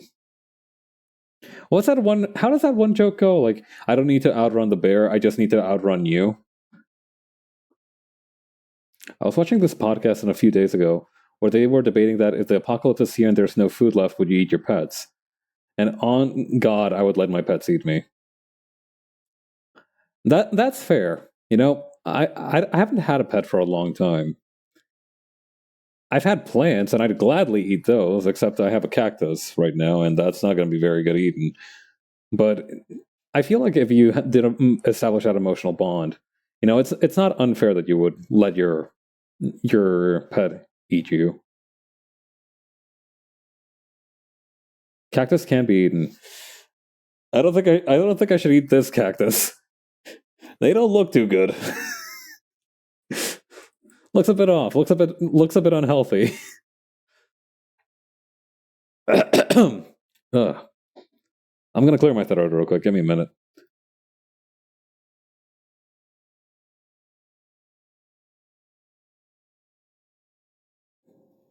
Okay, I'm good. Let's see. I assume you take the pokies off. Real shit. I had no idea how you're supposed to eat an artichoke until like I actually ate one. I always assumed that the main dish of the whole thing was the actual leaves rather than the artichoke heart. I wasn't aware that like the artichoke heart was like the kind of like star of the show. I assumed like the leaves were like the big kind of like selling point of eating an artichoke. So what I ended up doing is that I ended up like cooking the artichoke in such a way that it would like emphasize the leaves. I ended up steaming it for like 2.5 hours. And the leaves were edible and they were fairly. I actually enjoyed eating them. I ate them with a little bit of salt. But it turns out that I was supposed to like focus on eating the artichoke heart, which I kind of squandered, to be perfectly honest, because also didn't know like the artichokes had like that really fibrous bit at the bottom. So what I guess I'm trying to say is that I kind of got outplayed by artichokes. The artichokes taste weird. I don't know. It's not bad, but it's not pleasant at the same time. I don't. Well, obviously, it's not for me. It's an experience that I wouldn't repeat, but I don't know. I didn't have like many comments on like the actual taste of it. I feel like it was more of an experience for me, you know.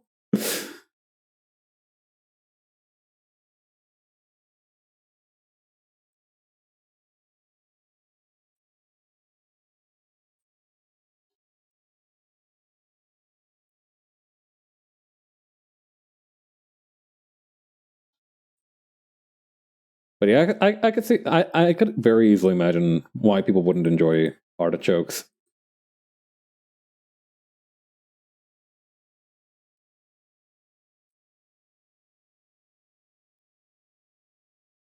Do I have like a headlight texture? Let me look at the asset store real quick.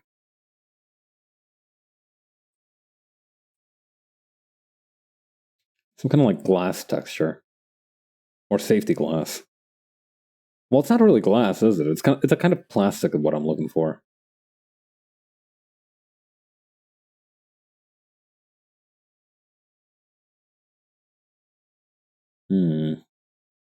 I know it's used in a lot of headlights, which is why I'm going to look up headlight material or headlight texture.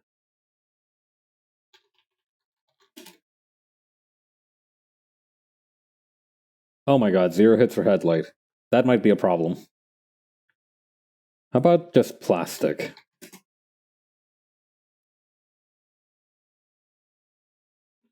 Okay. There's a strawberry picking plastic greenhouse acid, which is frankly impressive.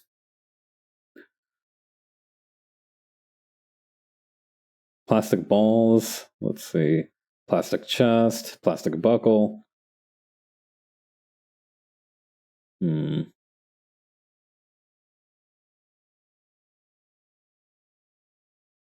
All right, royalty free it is. Let me look up something on the internet.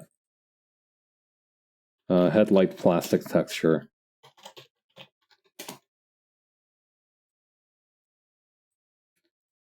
I'm talking like this texture, right?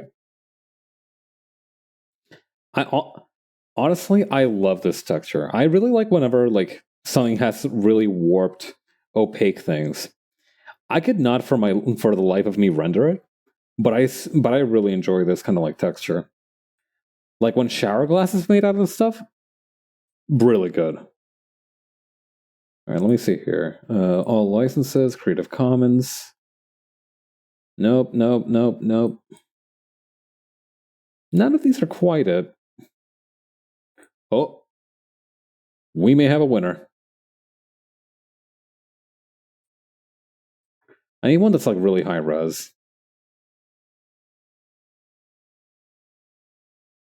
After that, I could kind of finagle it, but you know, having like a high res one would be very helpful.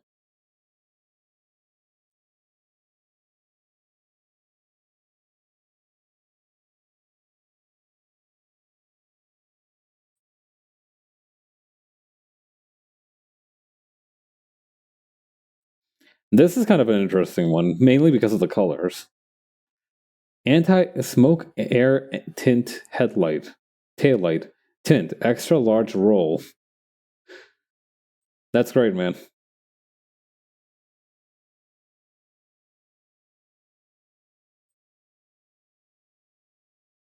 Hmm. Yeah, no, I think that tractor one was probably my best bet.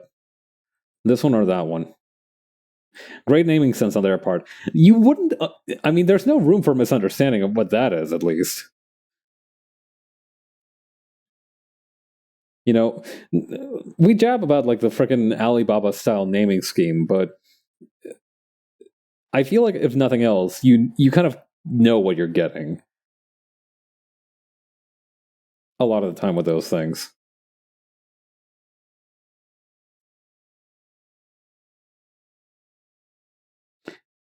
There's something oddly wholesome about like the just pure disingenuity with which some Amazon product things are named, right? I feel like that might just be my opinion. It probably definitely is. But I don't know. I feel it's like when you see a dude kind of like selling stuff on the on like a beach boardwalk, right? Like he's like covered in like gold watches and shit, and he's just like selling he's like hawking some random tourist like a fake gold bracelet or something. Like there's something rather wholesome about just how greasy and forward that dude's shadiness is.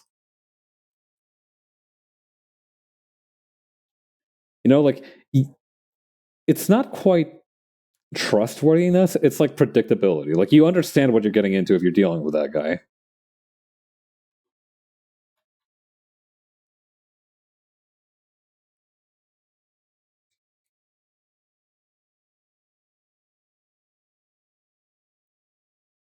Yeah.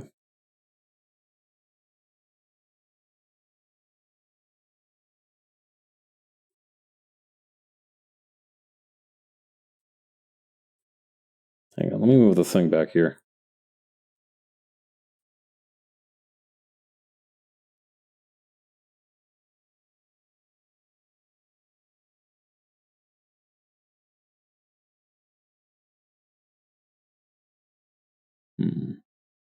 So the thing is, right, these are more or less perfect shape to add to these, but I am wondering like how much of it I actually need. Right? Because if I'm going to be focusing on like this part right here, I should probably like try to like limit it to what will actually be caught by the light, which would be like around this section here.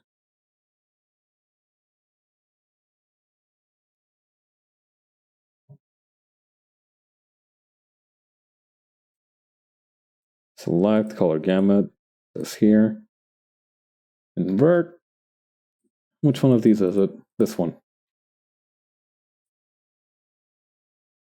Okay, then we're going to use a soft eraser to just kind of like gouge out the rest of it.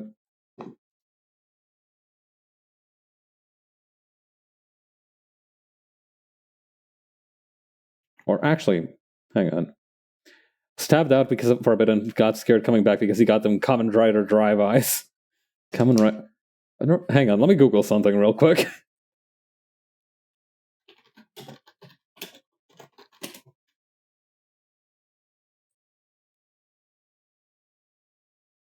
Oh, that's kind of a funky eye design. Let me see if we can get a proper close up of this dude. Yeah, look at that. That's from one of the figure arts toys. Drive. My first Kamen Rider as it aired. I don't know much about Drive. I remember seeing like this one clip from like, well, it's probably like an anniversary movie or something, where a bunch of like Kamen Riders were like lining up, right? And Kamen Rider and like the Drive was like, "Let's go, Mr. Bell." That's all I know about that dude. He seems like a decent guy. That's type super deadbeat or super dead heat. I thought you were calling this dude a super deadbeat. I'm like, damn, which kid which kids did he abandon? That one post that's like, I'm not the that has like a shirt where it says I'm not the father who stepped up and nothing else. I don't know. I really like it when like characters who derive their powers from objects have like some kind of like empathy or like close relationship with that object. I think it's cool. He is a dad, actually? Nah, come on.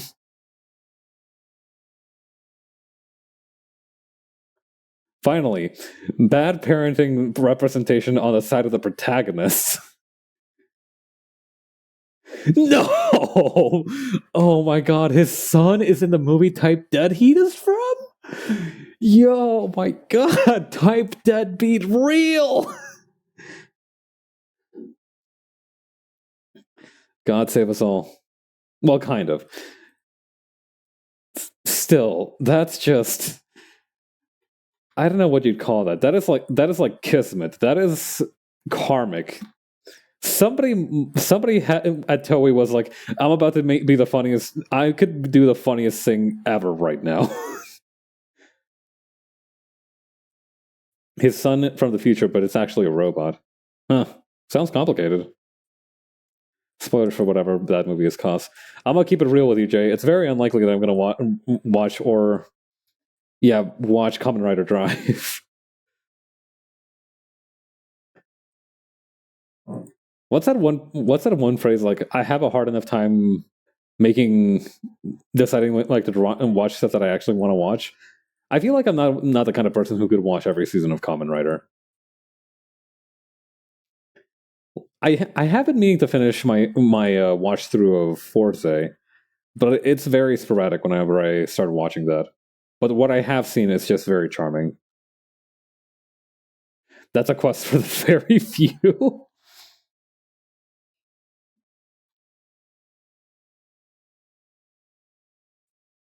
Oh yeah, no, Forza is a lot of fun.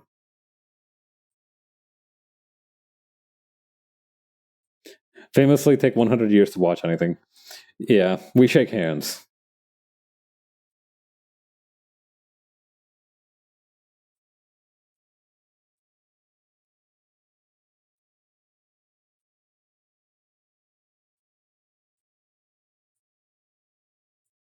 All right, select color gamut. This one here.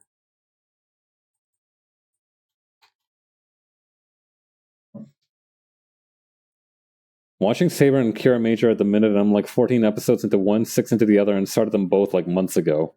Kira Major a year ago? You are an inspiration, Jay. Straight up. I need to get on your level for real. Going for the record by not finishing a Toku show for years now. Oh yeah, Jupiter, you're throwing your hat into this running? Okay, that's actually a really cool effect. I actually really like how that looks. Hang on, what's this one? Darken.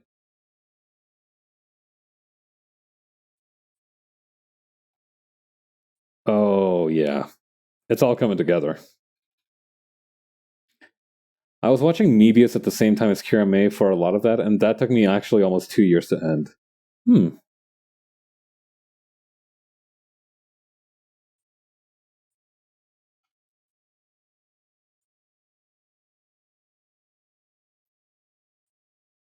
Very happy to this with these eyes. Shout out to the farmer whose tractor I took the eyeglass bit out of to make this texture. Yeah, shout out to the dude who took this picture. What the hell? This said that it was from a tractor light. I don't see it. That sexy tractor? Now that's not the adjective I would use, but sure. I like how every once in a while I just have to make sure that I click out of all the other random stuff that I have open. Make sure that I don't jump scare myself. One time I jump scared myself with a sexy tractor. It's right there. No, wait, that's a duck.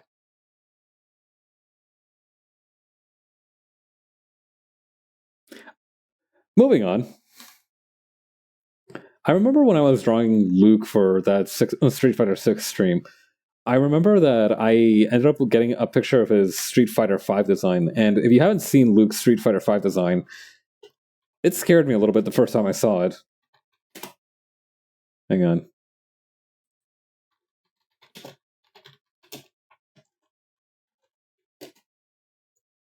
Hang on. What's a good picture of this dude? Like, comparing him to the Luke now, he looks bad. Hang on, where is he? Like this guy. I had a picture of this guy open. I don't know what it is about this specific iteration of Luke that just like makes me really upset. I think it's like maybe it's like something to do with the hair. Maybe it's like the fact that he doesn't seem to be smiling at all. Like, I feel like this is a dude who has been raised his entire life in a dungeon, and they only let him out to kill his opponents in the middle of street fights. Street Fighter 5 made blonde hair look terrible. Word? Let me take.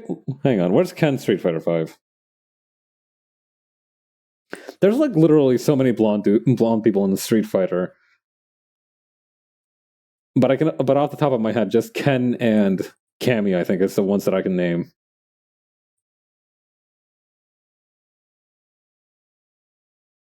Let me take a look at this dude.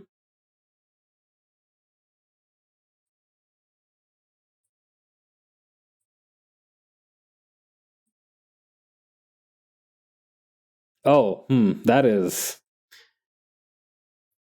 Yeah, that's not too good. Kind of reminds me of like a mango. Like, let me get some orange in there real quick. Hang on. What? If I could just like slide over.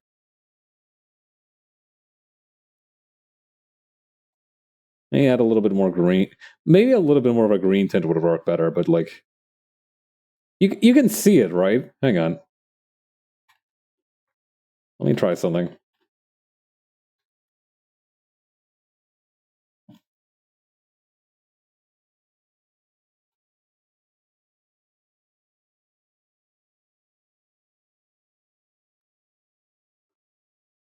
Right? A little bit like a mango-ish. Also, shout out to this woman's projectiles because I know what it did. Secret trick to improve my perception of 5 Ken's hair by making me associated with a beautiful mango. Capcom owes me royalties now. All right. I should probably get to actually shading this guy, huh?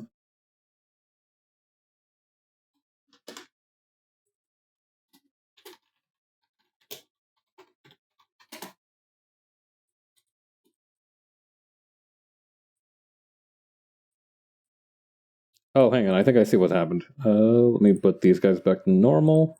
And then set this whole thing to darken. There we go.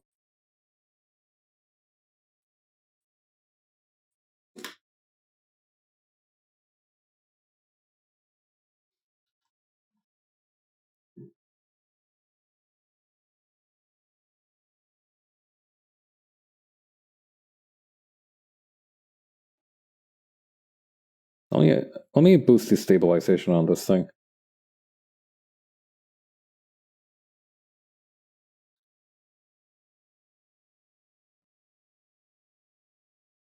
Ooh, wait, that's a line art layer. My bad.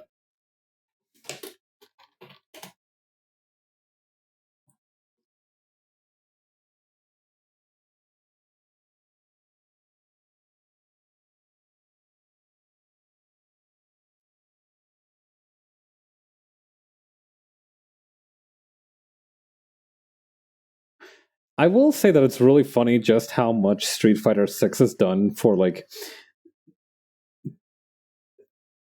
absolutely destroying any potential goodwill Ken had in terms of like reputation because like you read the prequel comic, right?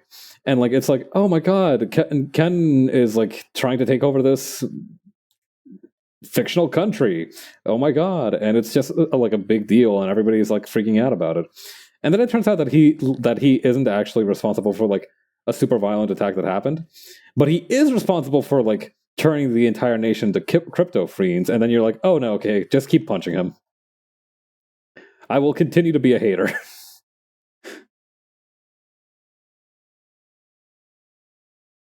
It's like when your GPS starts to recalculate your path and it just keeps you on the same thing that you were on regardless.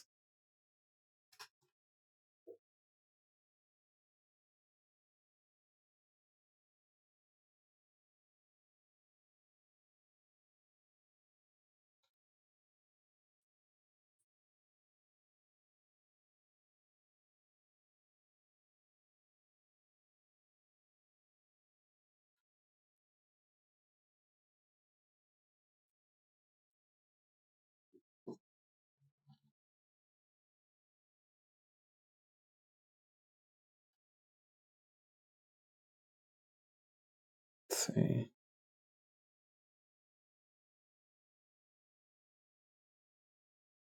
Okay, and then for the shading.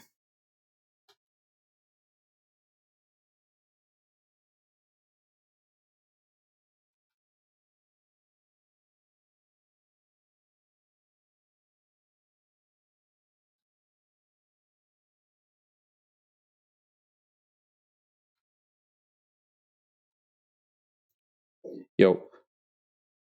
Okay, so here's a weird question. Does anybody remember that there I think there was this like Tumblr post a long time ago that somebody talked about like this weird thing that happened in I don't think they mentioned the specific country where it happened, but it turned but like they mentioned that there was for the longest time these Garfield phones that were popping up on a beach and nobody knew where they came from. I'm not sure if anybody remembers that except me, but like I read an article that was like a follow up to that. So the place where they were finding the Garfield phones was oh, you do remember that? Nice. Okay, so this is going to need less preamble. Vague memory, yeah, yeah. So as a quick recap, kind of as I mentioned, there was this beach in France where they inexplicably found washed up Garfield landline phones for whatever reason, right? Nobody knew why they were there. Nobody knew why they're washed up.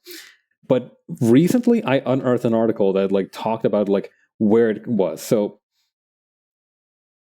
nobody in France, this was I think like what was the place called? Like Brittany. So in Brittany, nobody really knew where they came from. Like they knew they were there. Everybody had seen the Garfield phones, but like everybody will assume that they came from like this sunken container crate because that's a very logical conclusion to arrive to. If you have like a lot of something, you're like, okay, so obviously some ship met its foul end on the harsh seas of Brittany, on the harsh coasts of Brittany, and now we have Garfield phones washing up every now and again. It turns out that it wasn't sunken. So it was sunken, but not in the ocean. It was in this cave that only became accessible when the tide was low. So like, if you wanted to go into this cave, you'd have to like wait like 3 or 4 days for the tide to like get right, and you can access it. And that's where the phones were coming from. The person who was investigating this, the person who actually like revealed this location wasn't like a scuba diver or anything. It was just this like random nobody farmer. And like even the person who was like reporting the article was like, I was very skeptical at first, but no. It came from like this shipping container that was in a cave underwater, and you could only access the cave when the tide was low. Like it was some kind of fucking Zelda puzzle. But yeah, hell of a mystery that hell of a mystery to be solved in the year of our Lord 2023. Yeah, the good news is that like now they can get out most of the phones. The thing is, right, like it's kind of a quirky thing to happen, but like if you have that much plastic in the waters, over time it's going to degrade into like fine particulate matter. So it's good that they found the source. I'm very happy that they cleared that up.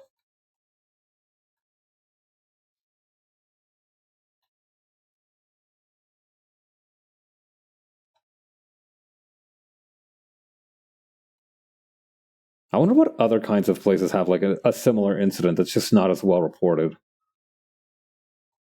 Like imagine if like you and your buddy who lived near like a port town were just chilling one day and you saw a cave that just had like unopened cases of like Modelo or something. I'm guessing the reason that the Garfield landline phones went on for so long is because nobody really wanted to claim them.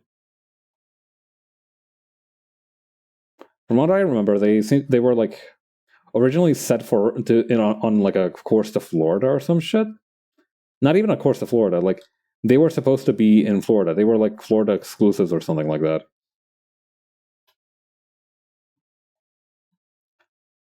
So unlike the precious nectar known as Modelo, they wouldn't have been rather missed.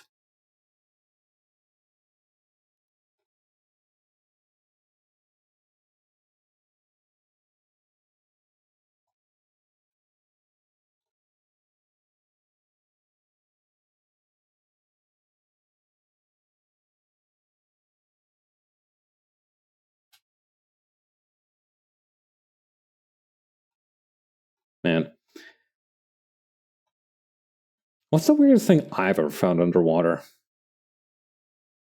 I haven't been to like that many haunted underwater places. Is the thing. I don't have like a whole lot of like scuba diving stories. I do remember one time I went like to this lake park that had a lot of different like boat rides, but that isn't like it had something interesting buried at the bottom, right? That wasn't the tale of pirate gold.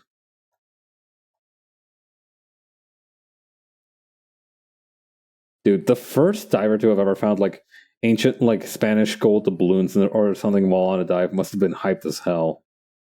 Gotta head to bed, but have a good rest of your stream. Art's looking great. Thanks for coming in, Jay. It was nice having you. Get some rest, and I hope you do great tomorrow. Okay, clip that in closer. Trimming the color fill like this sometimes does feel like I'm pruning a small bonsai tree. It's a meditative state.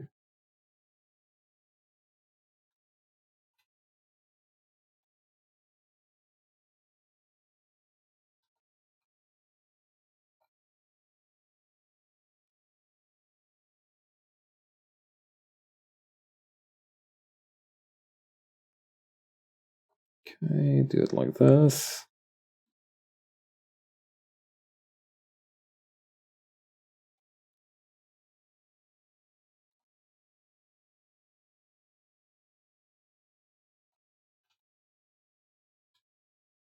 Yeah. I have a friend of mine who's a bit of a movie buff. Once I get my hands on the Shin Kamen Rider Blu-ray release, I'm gonna try my best to rope him into watching it with me. I feel like what'll sell him on it is the fact that it's a Hideaki Anno joint. You know, obviously, if he really doesn't want to, I'm not gonna force him. But like, and that's gonna be like my selling point for him.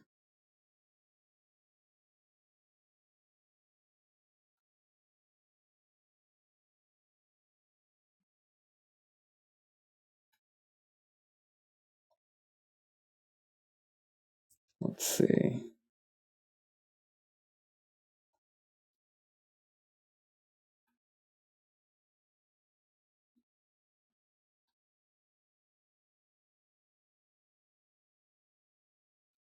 Okay, kind of like this.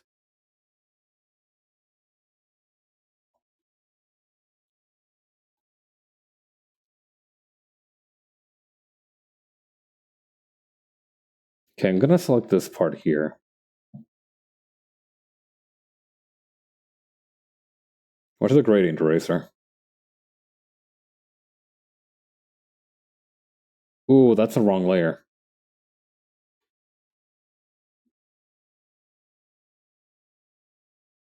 Okay, kind of like that.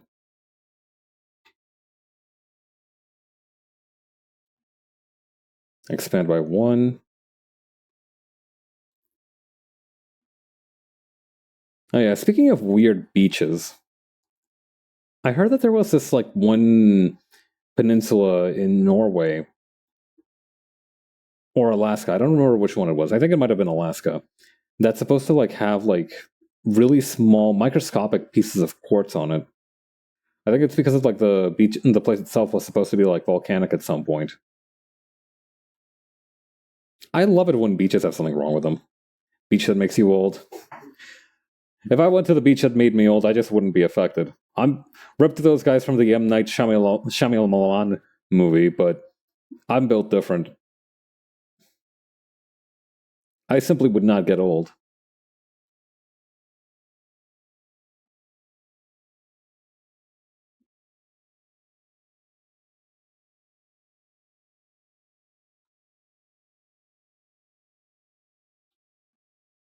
Man, remember how there was like a whole like 12 season series on like a weird messed up island?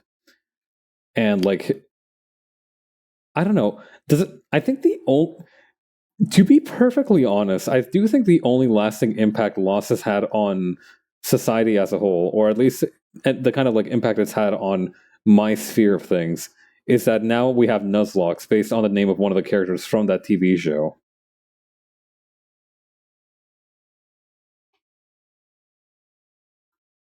And I think even some people still don't even call them Nuzlocke sometimes. They're called like Pokemon Permadeath or something.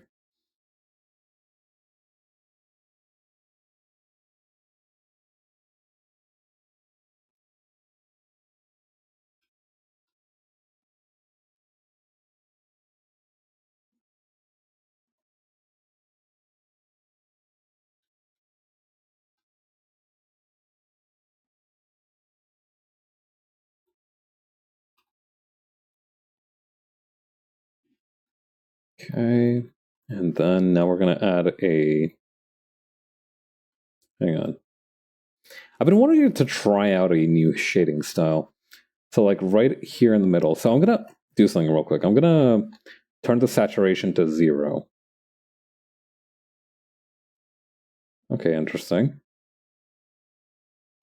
That actually alerted me to a few blind spots, which is good. But yeah, the idea is that, like, you'll want, like. Hang on. I'm trying to think about how to do this the way that I was shown in the tutorial. You'll want, like, a color that's not quite like this. Like, it's a little bit brighter. No. Maybe, like, dark brown? No, it has to be brighter than it.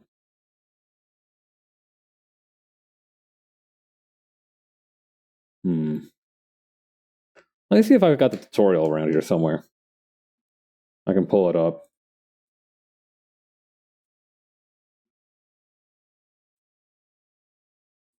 You know, for my own reference.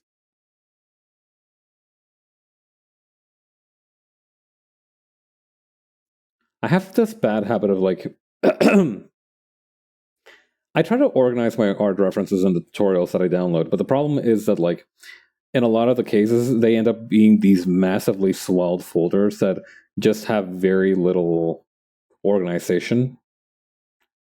So it becomes a bit more difficult to kind of like meaningfully organize anything. Becomes a bit of a challenge.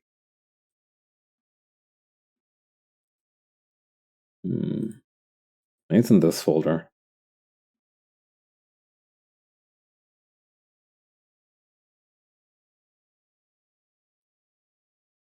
Oh, found it. Let's go, baby. Okay, so here's the example that I found on the tutorial, right? So let me try to get a read on like how this is supposed to work. Okay, this goes red, dark red. Oh. Huh. Yeah, I don't know if you can see that too well on the color wheel. So essentially, it's almost like a kind of like thing like this, right? So you start on value A here, you end on value B here, and right here you go a little bit further along the color wheel, and that's how you get that color. You obviously have to like do it like this, but that's how you get that color. Oh, very, very interesting.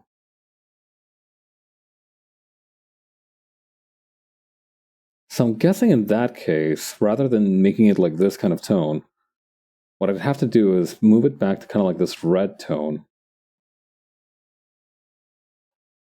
And then, hang on, move it a little bit further up.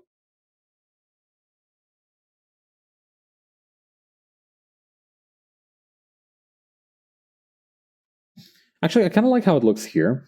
I'm going to try to figure out how I can, like, if I just push a little bit farther.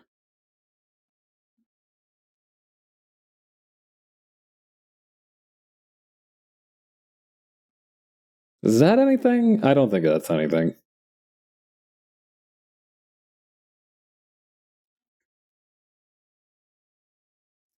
That being said, I do think like this color suits it much better than the kind of like purplish shading I was going for.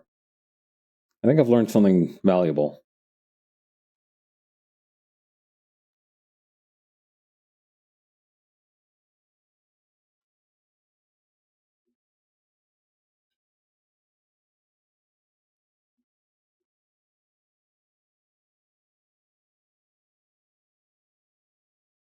Okay.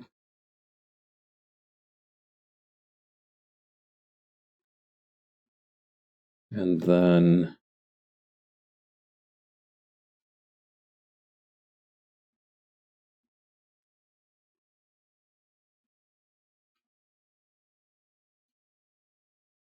over here. Okay, perfect.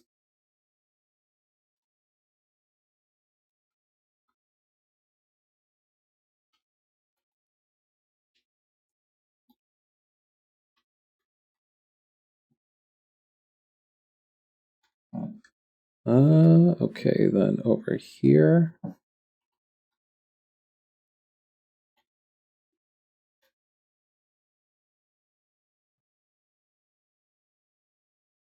I really like the kind of weird texture they've got going on with the chin here.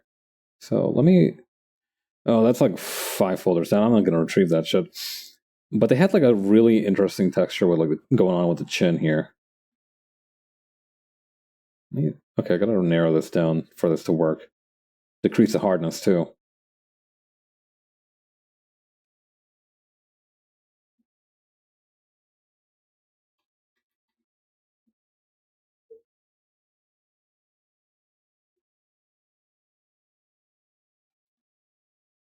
And grab this part here. Remove this selection here. And then with a larger eraser.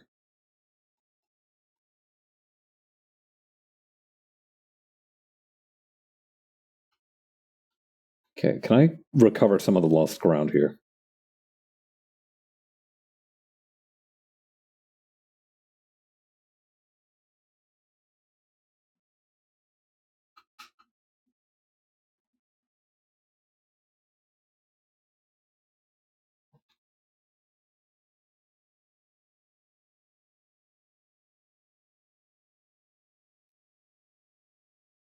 I do like the idea of like showing the kind of like depth to this, but I do think that's not going to be by erasing it. Hang on.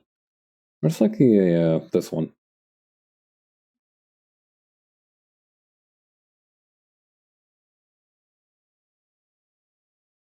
I'll quickly fill that back up.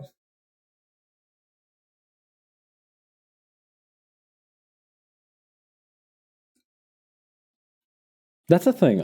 I think one way that I've grown a little bit as an artist recently is that I'm starting to recognize more when I need to like change up my approach. Because before I was a little bit of a fan of brute forcing things, which doesn't always work out the way you want it to.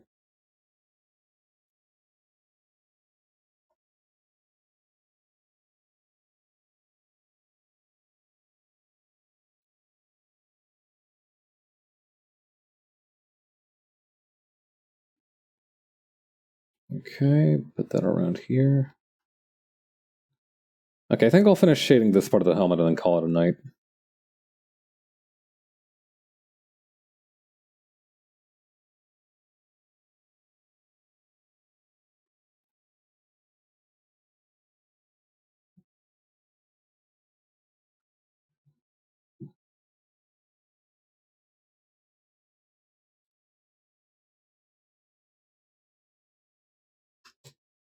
Okay, actually, just real quick.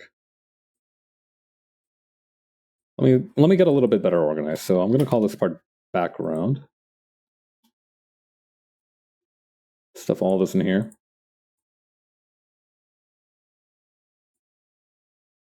This part too.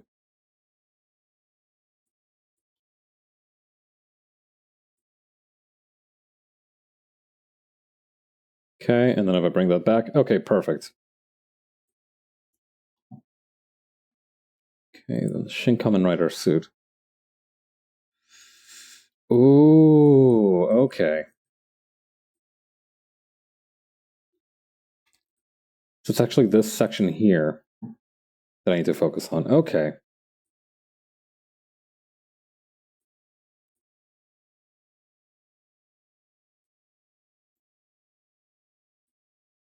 All right, how do we do this? Well, first we need to get on the right layer.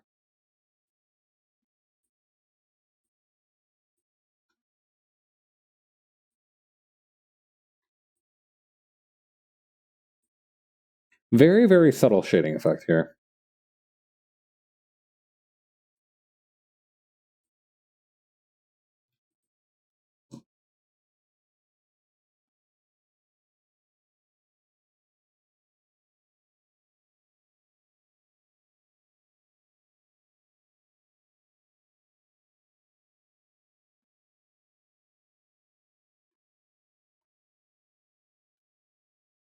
Hmm.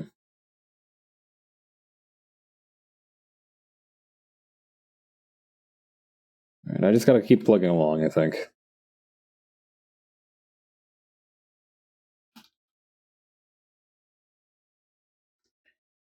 Actually, come to think of it, maybe this is a situation where I could use that learning.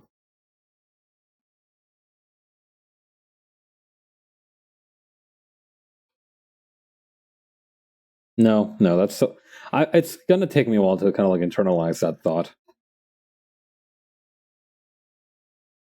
What if I hang on? What if I blended these two? Looking a little better. Oh, see, hmm.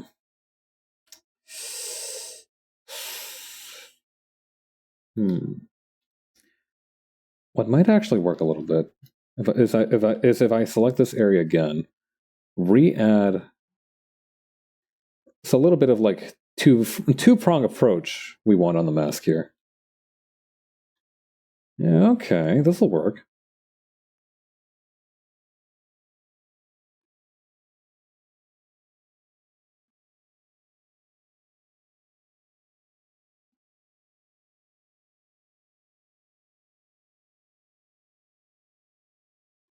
There we go. And then, all right, blend that out.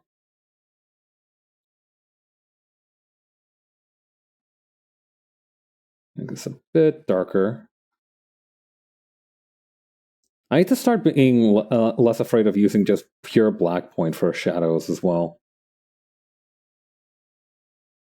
I feel like that's going to be one of the things that helps me grow.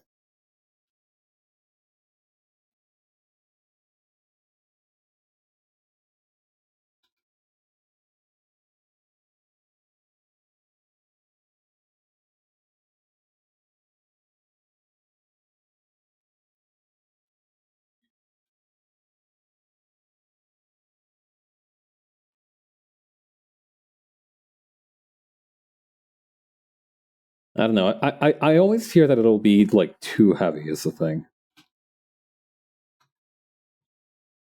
Maybe if I just kind of like, hang on, filter, select, color gamut, black. I am on the right one, right?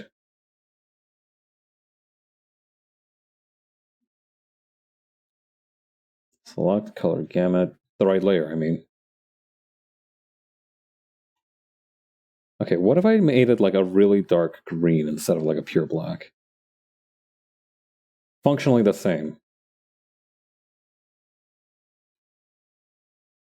The answer is not very good.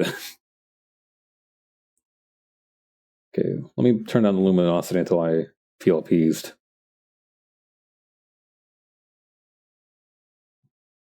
Does that look any better? What's it look with just like plain black? I'm not happy with either of them is the thing.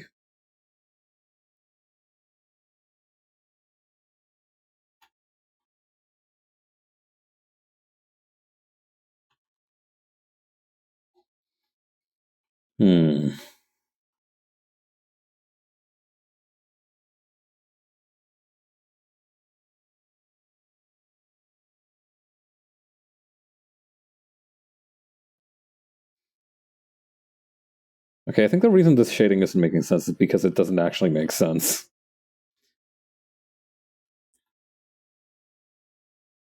If you'll allow me a brief observation.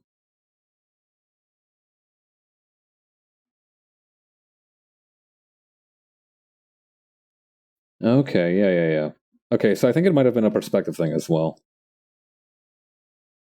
The shading not making sense, I mean.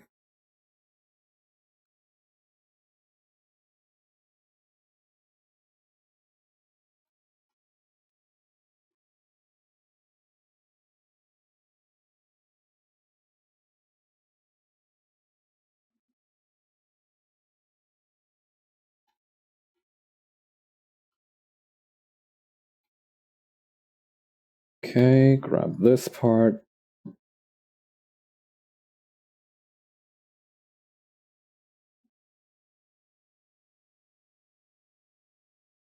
It's very difficult to make gradients look subtle is the problem. For as much as they're supposed to be like a gentle slope from one extreme to the other, they make themselves very easily known.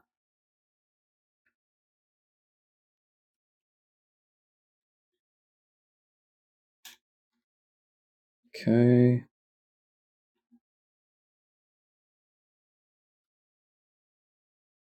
And then, okay.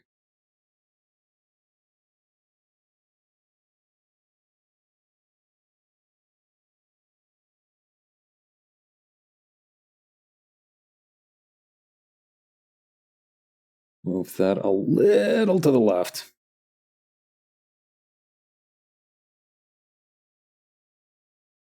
Perfect. Okay, we've gotten this bottom part of the helmet. I'm pretty content with how that's been going for now. Okay, I'll be contented with how it's going for now as soon as I finish this little nose bit here. As I was saying, I'm contented with what we've accomplished for now. Hang on. One more thing, I promise. This is the last thing, I promise.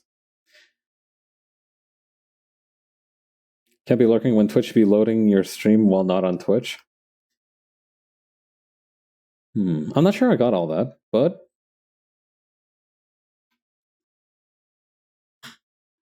we are just about wrapped up in any case. Here we go. Okay, this should do it for today. I think we've made some pretty decent progress, especially on the background front. All right, is anybody else streaming right now? Let's see.